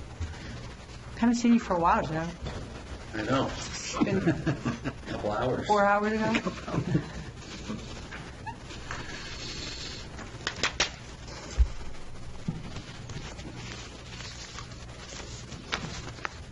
Whereby Ways and Means may be a bit on the dry side, as you mentioned. I can assure you there's nothing dry about the public water and sewer. Ew, gross. And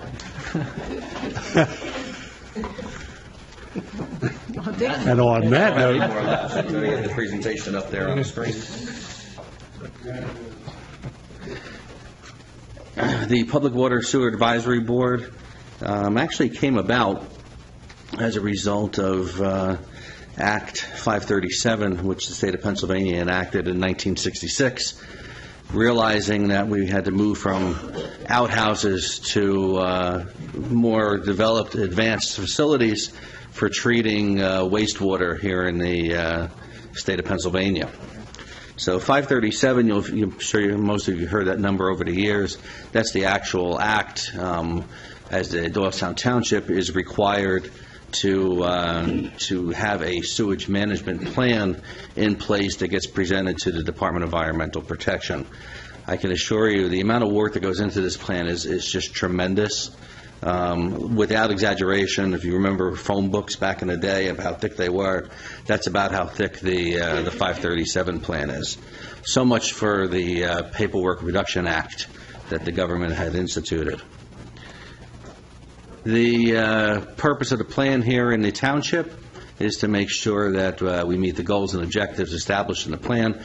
The most important thing, though, is to ensure the protection of the public's health from the impacts of improper sewage disposal. I know it's I got some funny images up there, but some of those are actually true images that you could find throughout the township, depending on what time of year it is and how wet the grounds are. In addition to a 537, there's also the ability to do amended, as it says up there, minor act revisions, which are known as 3Ms. And recently this year, we had an opportunity within the township. There's a particular area that needed some to be reviewed for an extension for some sewers, and we took a look at it and we met with DEP, and it turned out we didn't have to do an entire upgrade to our 537 plan. We were able to just go ahead and submit a 3M component. For those of you that are not aware of what a septic system looks like underneath the ground, this will give you an idea. Basically, you have an outlet that comes out of the home into a tank that grabs all of the waste. The liquid effluent, as it's called, goes out into a drainage field. On the left-hand side is a traditional septic system. On the right-hand side is a sand mound. If you've ever seen those elevated mounds that people have had to put in place because their in-ground systems are failing.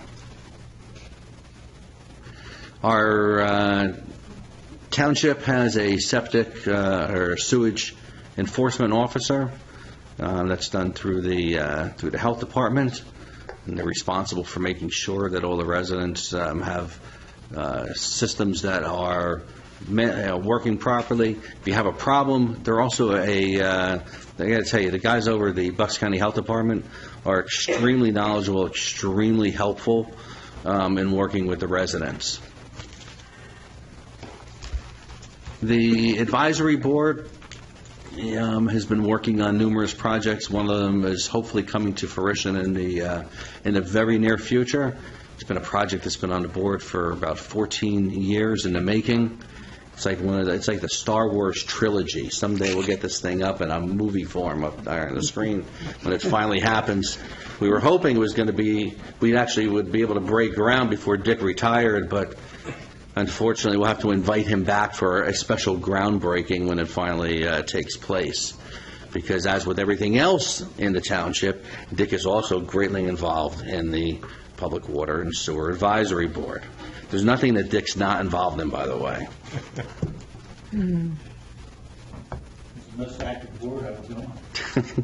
we appreciate all of the help.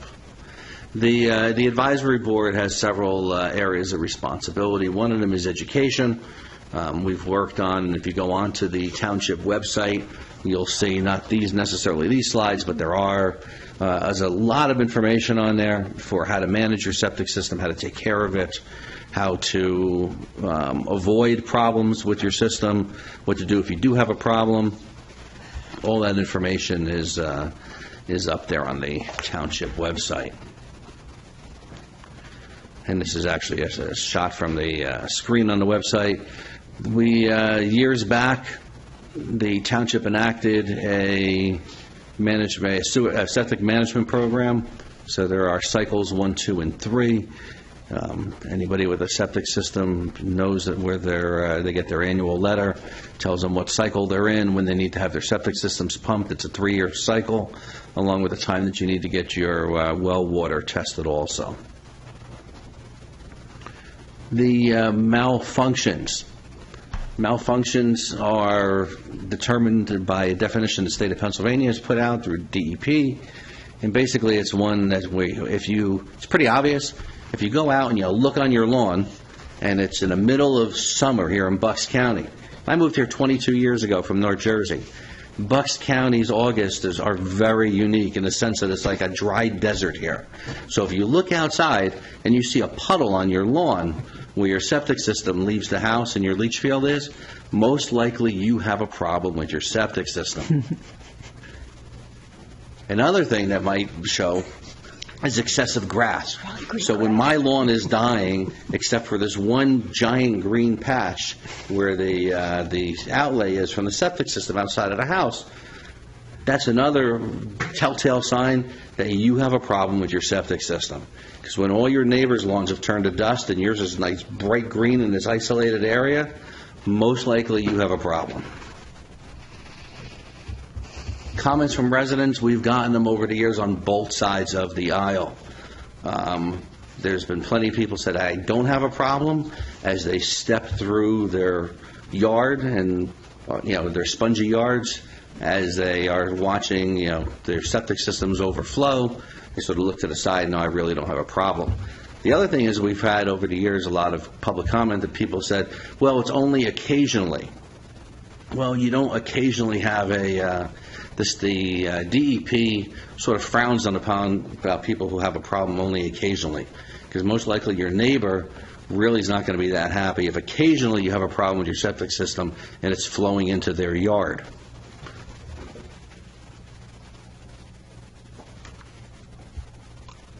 Again, people have, over the years, hey, I got, it smells, it's wet, it's this, it's that.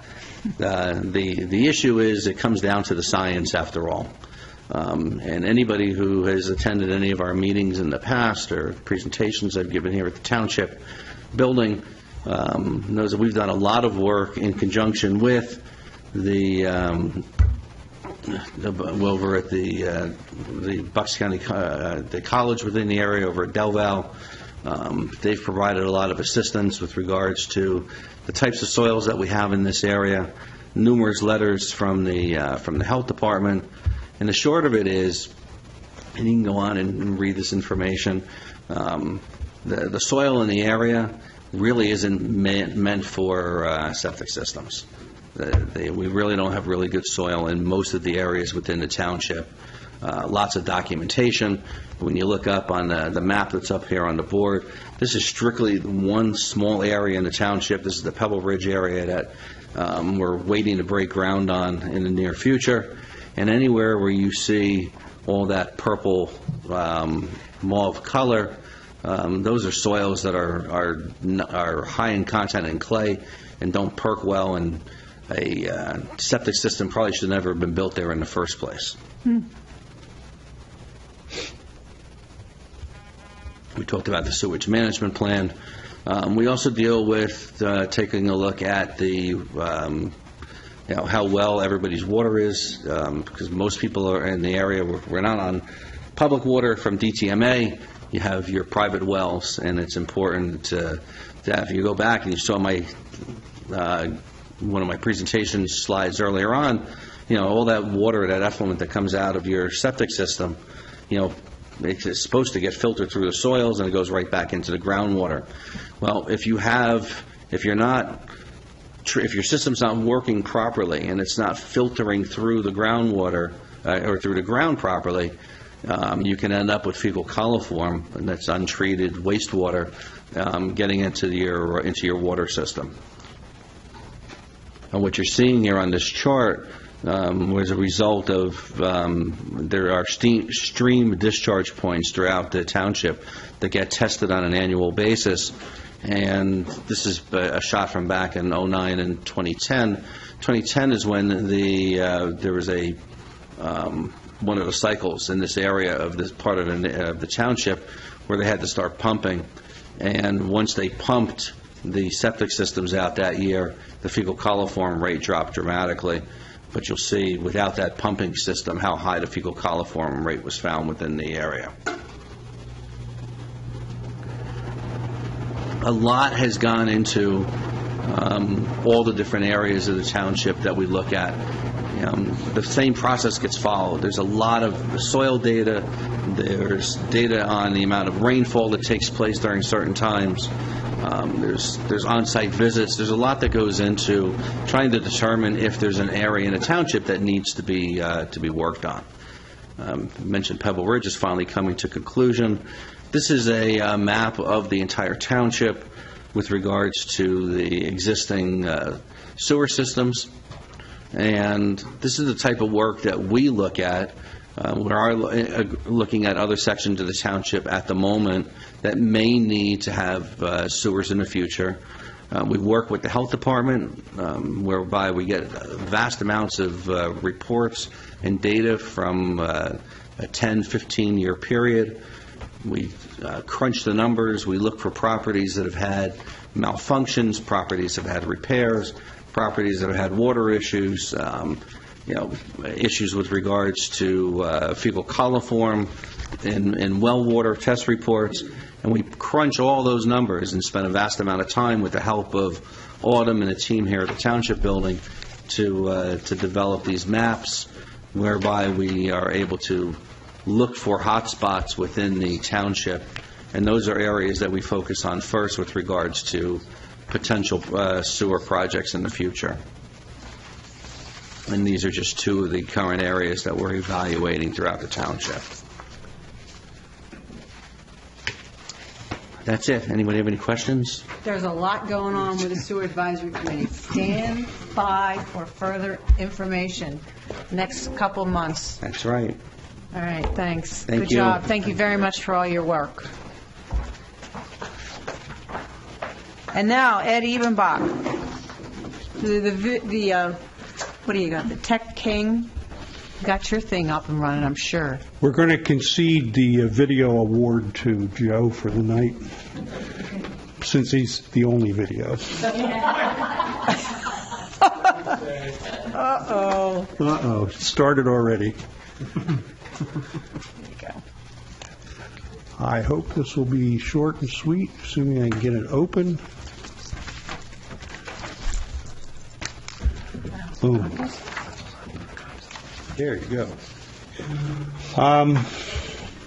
This initial chart basically lays out some general information about TAB. Our mission has not changed. We still spend much of our time talking about, thinking about, helping to work with the staff on communications and telecommunications matters. From an operational point of view, as you've been able to observe tonight, we're definitely involved in the operation of Doylestown TV, and we have in the past spent time working on cable franchise negotiations. The good news on this chart is that we are at full strength. In the course of 2016, we got ourselves up to 5 members. And actually, there's a way you could read this chart. There's actually 6, because when David Louston joined the group, he actually brought his wife with him. They're both accomplished videographers and have gone to work to help us create videos. So that's all very good news. I would also say to Kathy Brown and John, we actually did send a crew to Fido Float. They're called the Roving Reporters. They're 2 young boys who did the thing in Kids Castle some time ago. We had hoped that they would have come back with a video of the same quality that they did the first time, but their schoolwork has gotten away, and at this point, we have nothing back from them. So this time, we'll have to send a different, next time we'll send a different crew. 2016 was actually a very good year. You heard the first part of it, which is that we got to full staff. A couple other really good things happened, and just 2 months ago, we managed to get a whole lot of our programs that have been sitting in the library for a long time and which are occasionally shown on Doylestown TV. We got them up on the Township website, which means that anybody who goes to the Township website and hits that bright yellow video button in the upper right-hand corner is taken to a library of all the programs that we produced ourselves. At this point, there's 44 programs up there. And in the first 8 weeks, 330 of those shows have been looked at. Of the 330, 142 were from the senior task force, 110 were medical in nature, meaning they were associated with Doylestown Health or were part of the opioid addiction program we're on, 40 for township related information, 23 on environment, though I'm missing 84 views of the native garden video, which were up on the site when it was private and didn't get counted in this number. So I think this is off to a pretty good start. The really important part of this is that this expands the reach of any programs that we create beyond the borders of Doylestown Township. Anybody can watch this stuff anywhere in the world. So what we're going to have to do is find some way to market it a little better so people know it's there. But it is definitely there, and I invite you all to go and take a look at it. Board of Supervisors web streaming has been there for quite a few years. Still 4,800 sessions looking at that. I only account for 24 of them, getting the agenda twice a month. But still pretty strong, but down a little bit from the prior year. Social media, Facebook likes, Twitter followers, again, the percentage growth is pretty high, but the numbers are relatively small, 2,000 and 1,600. But when you add in Kids Castle and Dog Park and the sites that they have, in fact, Doylestown Township is second only to Doylestown Borough in this general region. And everyone else is a distant third. We also have the Google group, which I don't have the statistics on right now. We also made a lot of progress in terms of video content that we produce ourselves. Not only did we produce more, which I'll talk about in a minute, but we got more of it on the air. So we have spent for our broadcast day, which is 18 hours from 6 a.m. in the morning till 12 midnight, we are trying to get ourselves to the point where that is, the bulk of that is video programs as opposed to billboards and signboards. This year we achieved 74% on average, which is up 7% from the prior year, and we peaked out at 83%. One of the biggest variability in this is when we have a 30-minute Board of Supervisors meeting and when we have a 2.5-hour Board of Supervisors meeting. The statistic goes all over the place, but still on average we're coming up to 74%. As I said, we had more programs, and we adopted a new technique for scheduling, which has been able to help us put more programs onto the schedule. I think I talked to you last year about trying to do that in some organized fashion, and there are parts of the day that are devoted to seniors and parts of the day that are devoted to parks, parts of the day that are devoted to Board of Supervisors. So we're trying to build some repetition into when we put things on the air so people know when to go and look at it. And that's, I'm only describing what goes on in the television station. People can get the stuff on web on demand. New programs included a public meeting that absolutely filled this room up, Opioid Awareness. There was a panel discussion that occurred on October the 12th, and we finally got that up and on the air, and it's available on the website. We developed a whole new series of videos with Doylestown Health. We have a guy goes out And he follows the Walk with the Doc program and shows all of the information that occurs in the beginning of that. We did a number of Who We Are, What We Do programs, were hosted by Stephanie. We did the Roads Department, Code and the Fire Marshal, so forth and so on.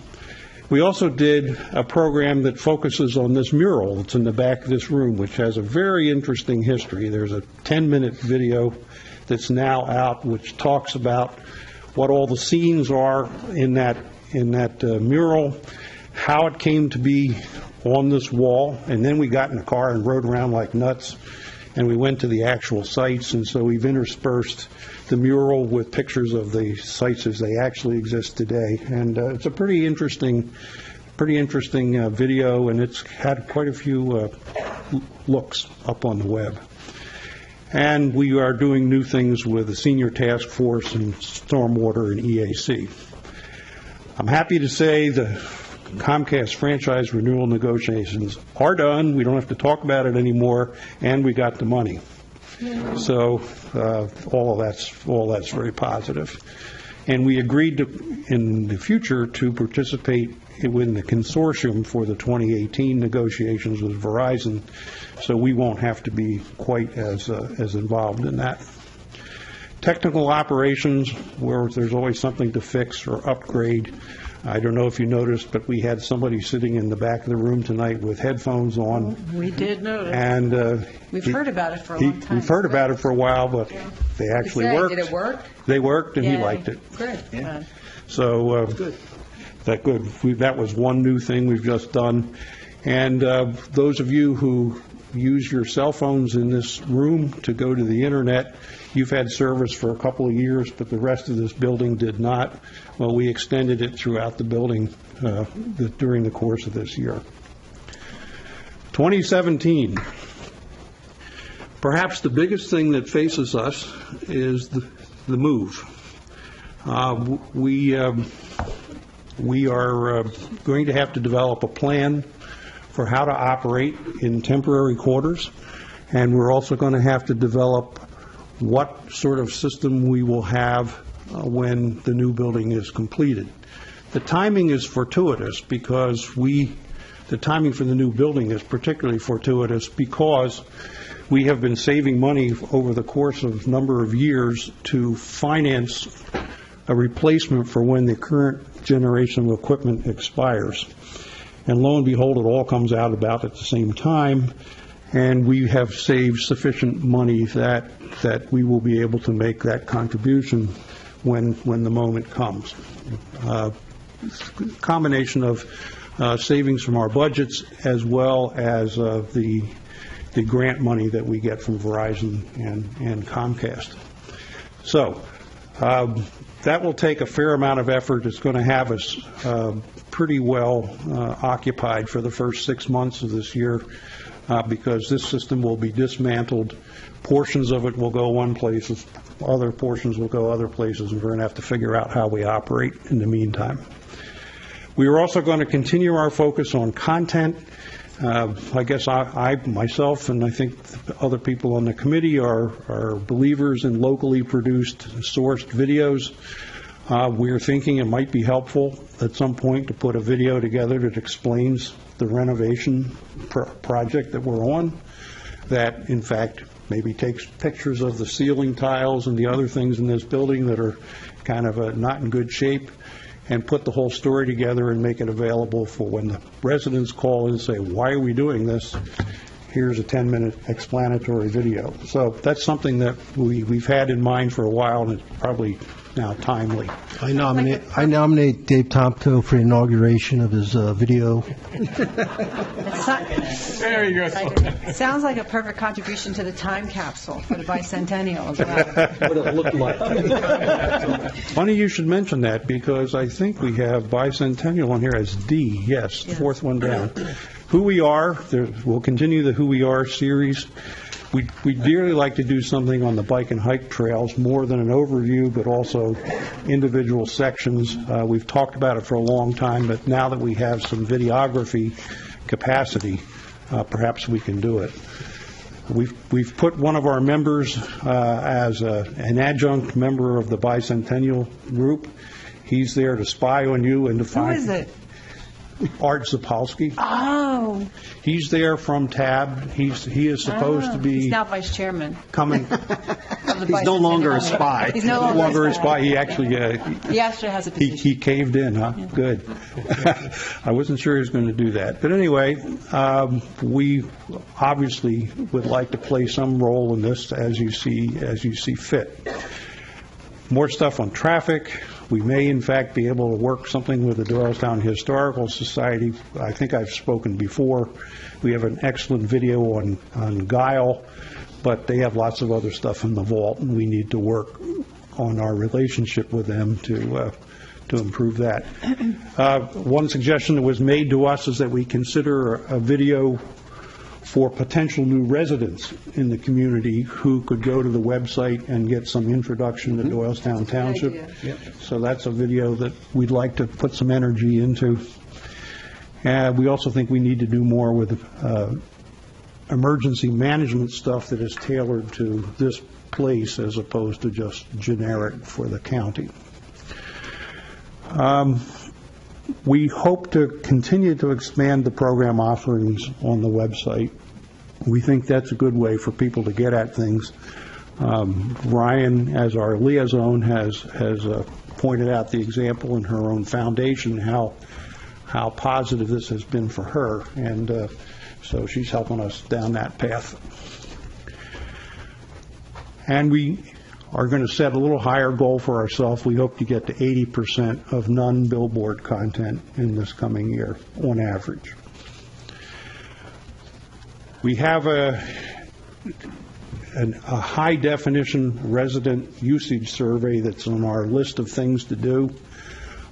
We have a deferred negotiation with Comcast coming up in about 2 years' time, for which we will have to do a usage survey for high definition, and it will help us to define what our new system will be capable of doing. We will put a high definition system in the new building. The question is whether we will be able to transmit to the TV world in high definition. We want to continue to work on social media, and obviously our technical operations will be mostly focused on moving first to temporary quarters and then to permanent space, but there's always things to fix, things to refine, etc. So I think that's all the formal presentation. If anyone has any questions, I'm happy to answer them. Awesome job, Ed. Everything you do. I have one question. When you look at that list of projects, that's a lot of work. So how do you no? I'm just curious how the committee goes through and prioritizes that stuff. That's an ambitious list. That's incredible. Well, the Who We Are series are actually very straightforward. We do them in this building. We do them around the table in the back. You guys have so some things we can do pretty straightforward way. Right, but it's the stuff that are outside that we can't do. So if you have videography skills, Ken, if you have videography skills, we need to. They get it done. Every meeting we walk into, there's more and more accomplished. Good thing you're the liaison. That's right. Yeah. Is there something going on that I missed here? Any other questions? Questions. That's what's going on. Thank you. You're awesome. Thank you. Thanks, Ed. Good job. Thank you. And now traffic, I believe, is next. Yes, Mark Schreiner, you are next. No traffic. We have no traffic. Traffic control is good. Yeah, absolutely. Reporting no traffic.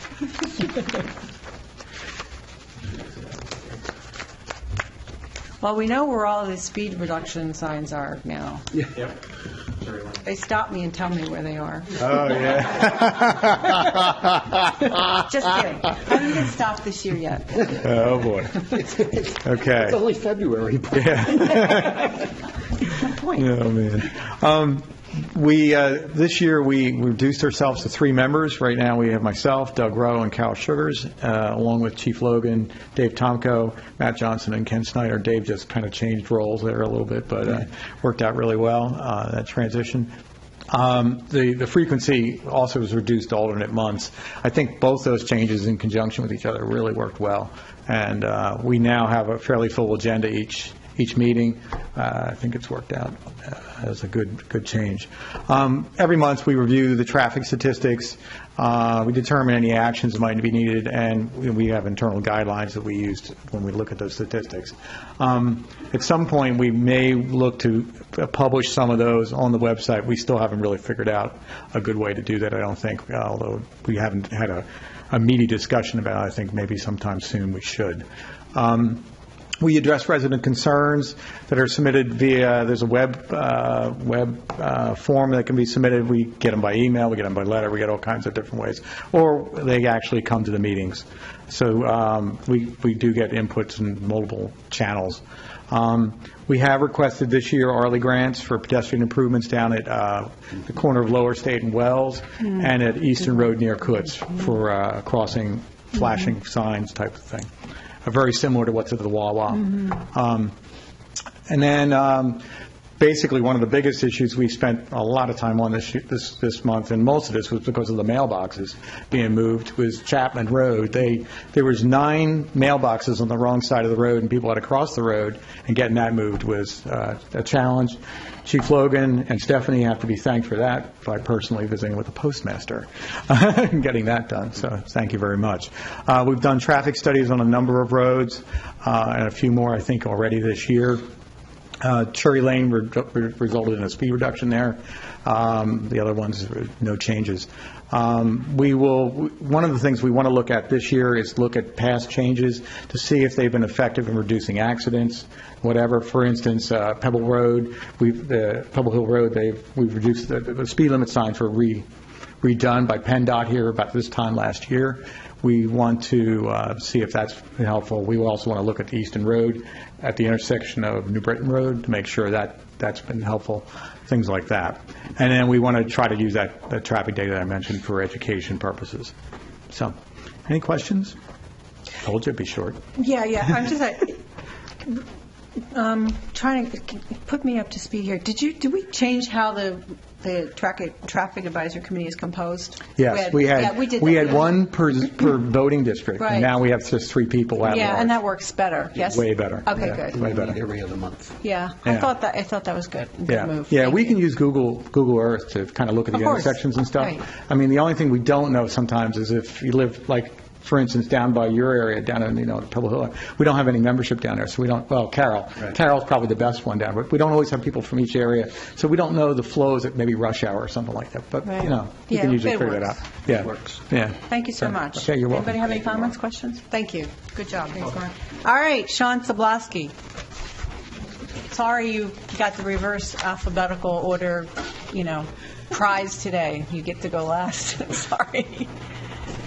I appreciate the schedule. Since I'm batting cleanup, I will definitely try to be brief, because if I, drag this out for a really long time, I'll just have to stay here. Anyway. Yeah, use that microphone, because he'll yell at you. There you go. Thank you. Perfect. All right, now we can all hear. Okay, good. Before I talk about my committee, I want to discuss and recognize our past chairman, Ray Hendrick. He retired about the middle of the year. He was the real deal. He was an inspiring leader, but he was also our most energetic and enthusiastic member. Yeah. Ray was also known as the Bluebird guy, and he was a true environmentalist. He not only talked the talk, but he walked the walk. He had this diary that he kept his whole life. I mean, I think maybe from when he was a kid. He showed it to me. And, just pick a random date, 1991, September 10th, whatever.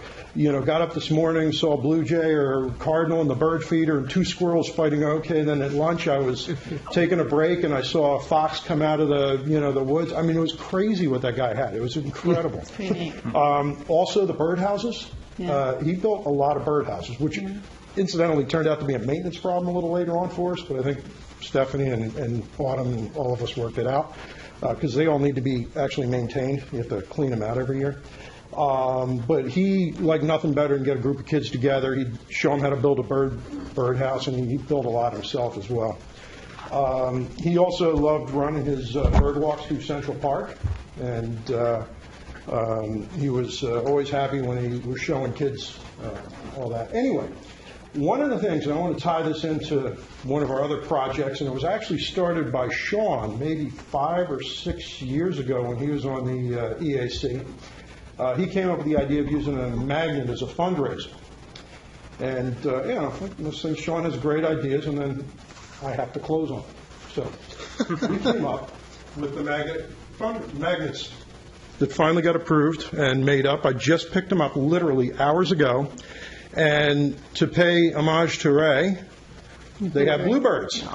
So these are magnets and we did date them so that every year there will be new ones, and all the cool kids will have to have the new magnet. So, collect them all. Exactly. And they have a green border, which is the EAC, but our hope was also to make them a general magnet for the township.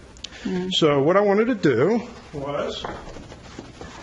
You're going to send $5. You're going to send one to Ray? I will send it to Ray, but you get the first one. Do you want $5? You have to pay for it. Autumn and Stephanie will be in charge of collections. They're really beautiful. Great job. Thank you. Thank you. Yeah, that's nice. So they'll be available in the office. Somehow we're going to work that out. Anyway, the EAC meets once a month, the second Tuesday of every month at 7 o'clock. It's a great meeting. We have a lot of fun. Anybody is welcome to come. Our members are, the vice chair is Don Richardson. His area of interest is trees. Janine Mitchell, she is awesome, ex-school teacher, keeps us all in line and corrects all our paperwork. Her area of interest is native plants, gardens, Birdtown, riparian buffer. She's probably the most energetic member of our committee right now. Martin Brooks, awesome, arborist. I did make one sort of decree that I had a goal when I took over as chairman, that we move to a paperless committee, that we try as hard as we could to do everything digital and save the trees. Ironically, Martin, being our arborist, has the hardest time wrapping his brain around that, but we're still working with it. He still keeps asking me, how do I get the email on my yellow legal pad? It's just not working. We've got Dr. Tanya Cassis from Del Val. She's her areas of interest are climate change, food security. She's also was crucial to us putting together our fall speaker series. We had an amazing guy come out, Dr. Doug Ptolemy, and she was a liaison between us and Del Val University, where we got to use their auditorium, which we filled to standing room only. Get out. It was an awesome event and really worked out well, and we're going to try to duplicate that again this year. We've got Ann Woodbury, who's focused on native plants and gardens, and I'm into recycling and waste management. One of the things that it really stands out is in Central Park, and this is mostly through Janine and Ann, that they've been working very hard on the native plant demonstration garden, which is trying to show how important native plants are and how you can actually use them for your landscaping, and you don't have to necessarily buy the most expensive exotic stuff that any given nursery has. And so, again, our goal is to make it so the cool kids do that. Ann worked very hard. We put together a booth for Bird Day, for A-Day, the Birdtown booth. Janine's also been working on a riparian corridor map and mailing to all the residents that border water and everything. That's very important. We've worked very well with other EACs committees out there, and we run the summit. We hosted that for the last couple of years. We plan on continuing that. We also were involved somewhat in the Sowerman Pond remediation, which has yet to be resolved. Recognizing and managing the tree census for the township, recognizing the stewards/owners of the current record tree, which we did this year. And my personal crusade is recycling, and that ties into what Rick was saying earlier. Just like your cell phone or your cable service, if you're not calling these people once a year and just saying, hey, I heard a better deal down the street, I think I may be considering a different supplier for trash, cable, internet, whatever it is. I've never gotten off the phone with anybody in a case like that where I called up and didn't get a few bucks knocked off my bill. So, it's worth it. 10 minutes a year per service, it's well worth it. Also trying to emphasize how things like CFLs and LEDs don't just make sense for the environment. They make sense if you're in a business and you have maintenance and you've got to figure out how to change 1,000 light bulbs, every couple of years because they're incandescent and they burn out. I mean, these things that are all environmentally sound often make economic sense as well. So, thanks a lot. Anybody got any questions? Oh, that was wonderful. Thank you. Very good, Sean. Thank you. Yep. I think it's fair to say from all the board, from my supervisors here, fellow supervisors, that we congratulate and thank all the boards and commissions for their work in 2016, and thank you for all your plans and good work that we anticipate for 2017. Thank you very much. You guys do an amazing job. Thank you. All right, our next meeting is Tuesday, February 21st at 7 p.m. The Bicentennial Committee, you're going to hear a lot about that committee, is Tuesday, February 21st at 4. We're closed on February 20th for President's Day. Please answer the 2017 Stormwater Survey. It's very important to our programming and our planning for what we have to do. So just go to doylestownpa.org. Ski tickets and movie theater tickets are available at the administrative offices. Christmas tree drop-off, last one is February 15th at New Britain Road entrance in Central Park. And finally, nominations. There are so many people in here who qualify, who have been here tonight. Nominations for the Unsung Hero Award. Please have the nominations into our offices by March 7th, excuse me. No other business. We are adjourned. Thank you very much, everybody. Yes. Welcome. Thank you. Thank you, board.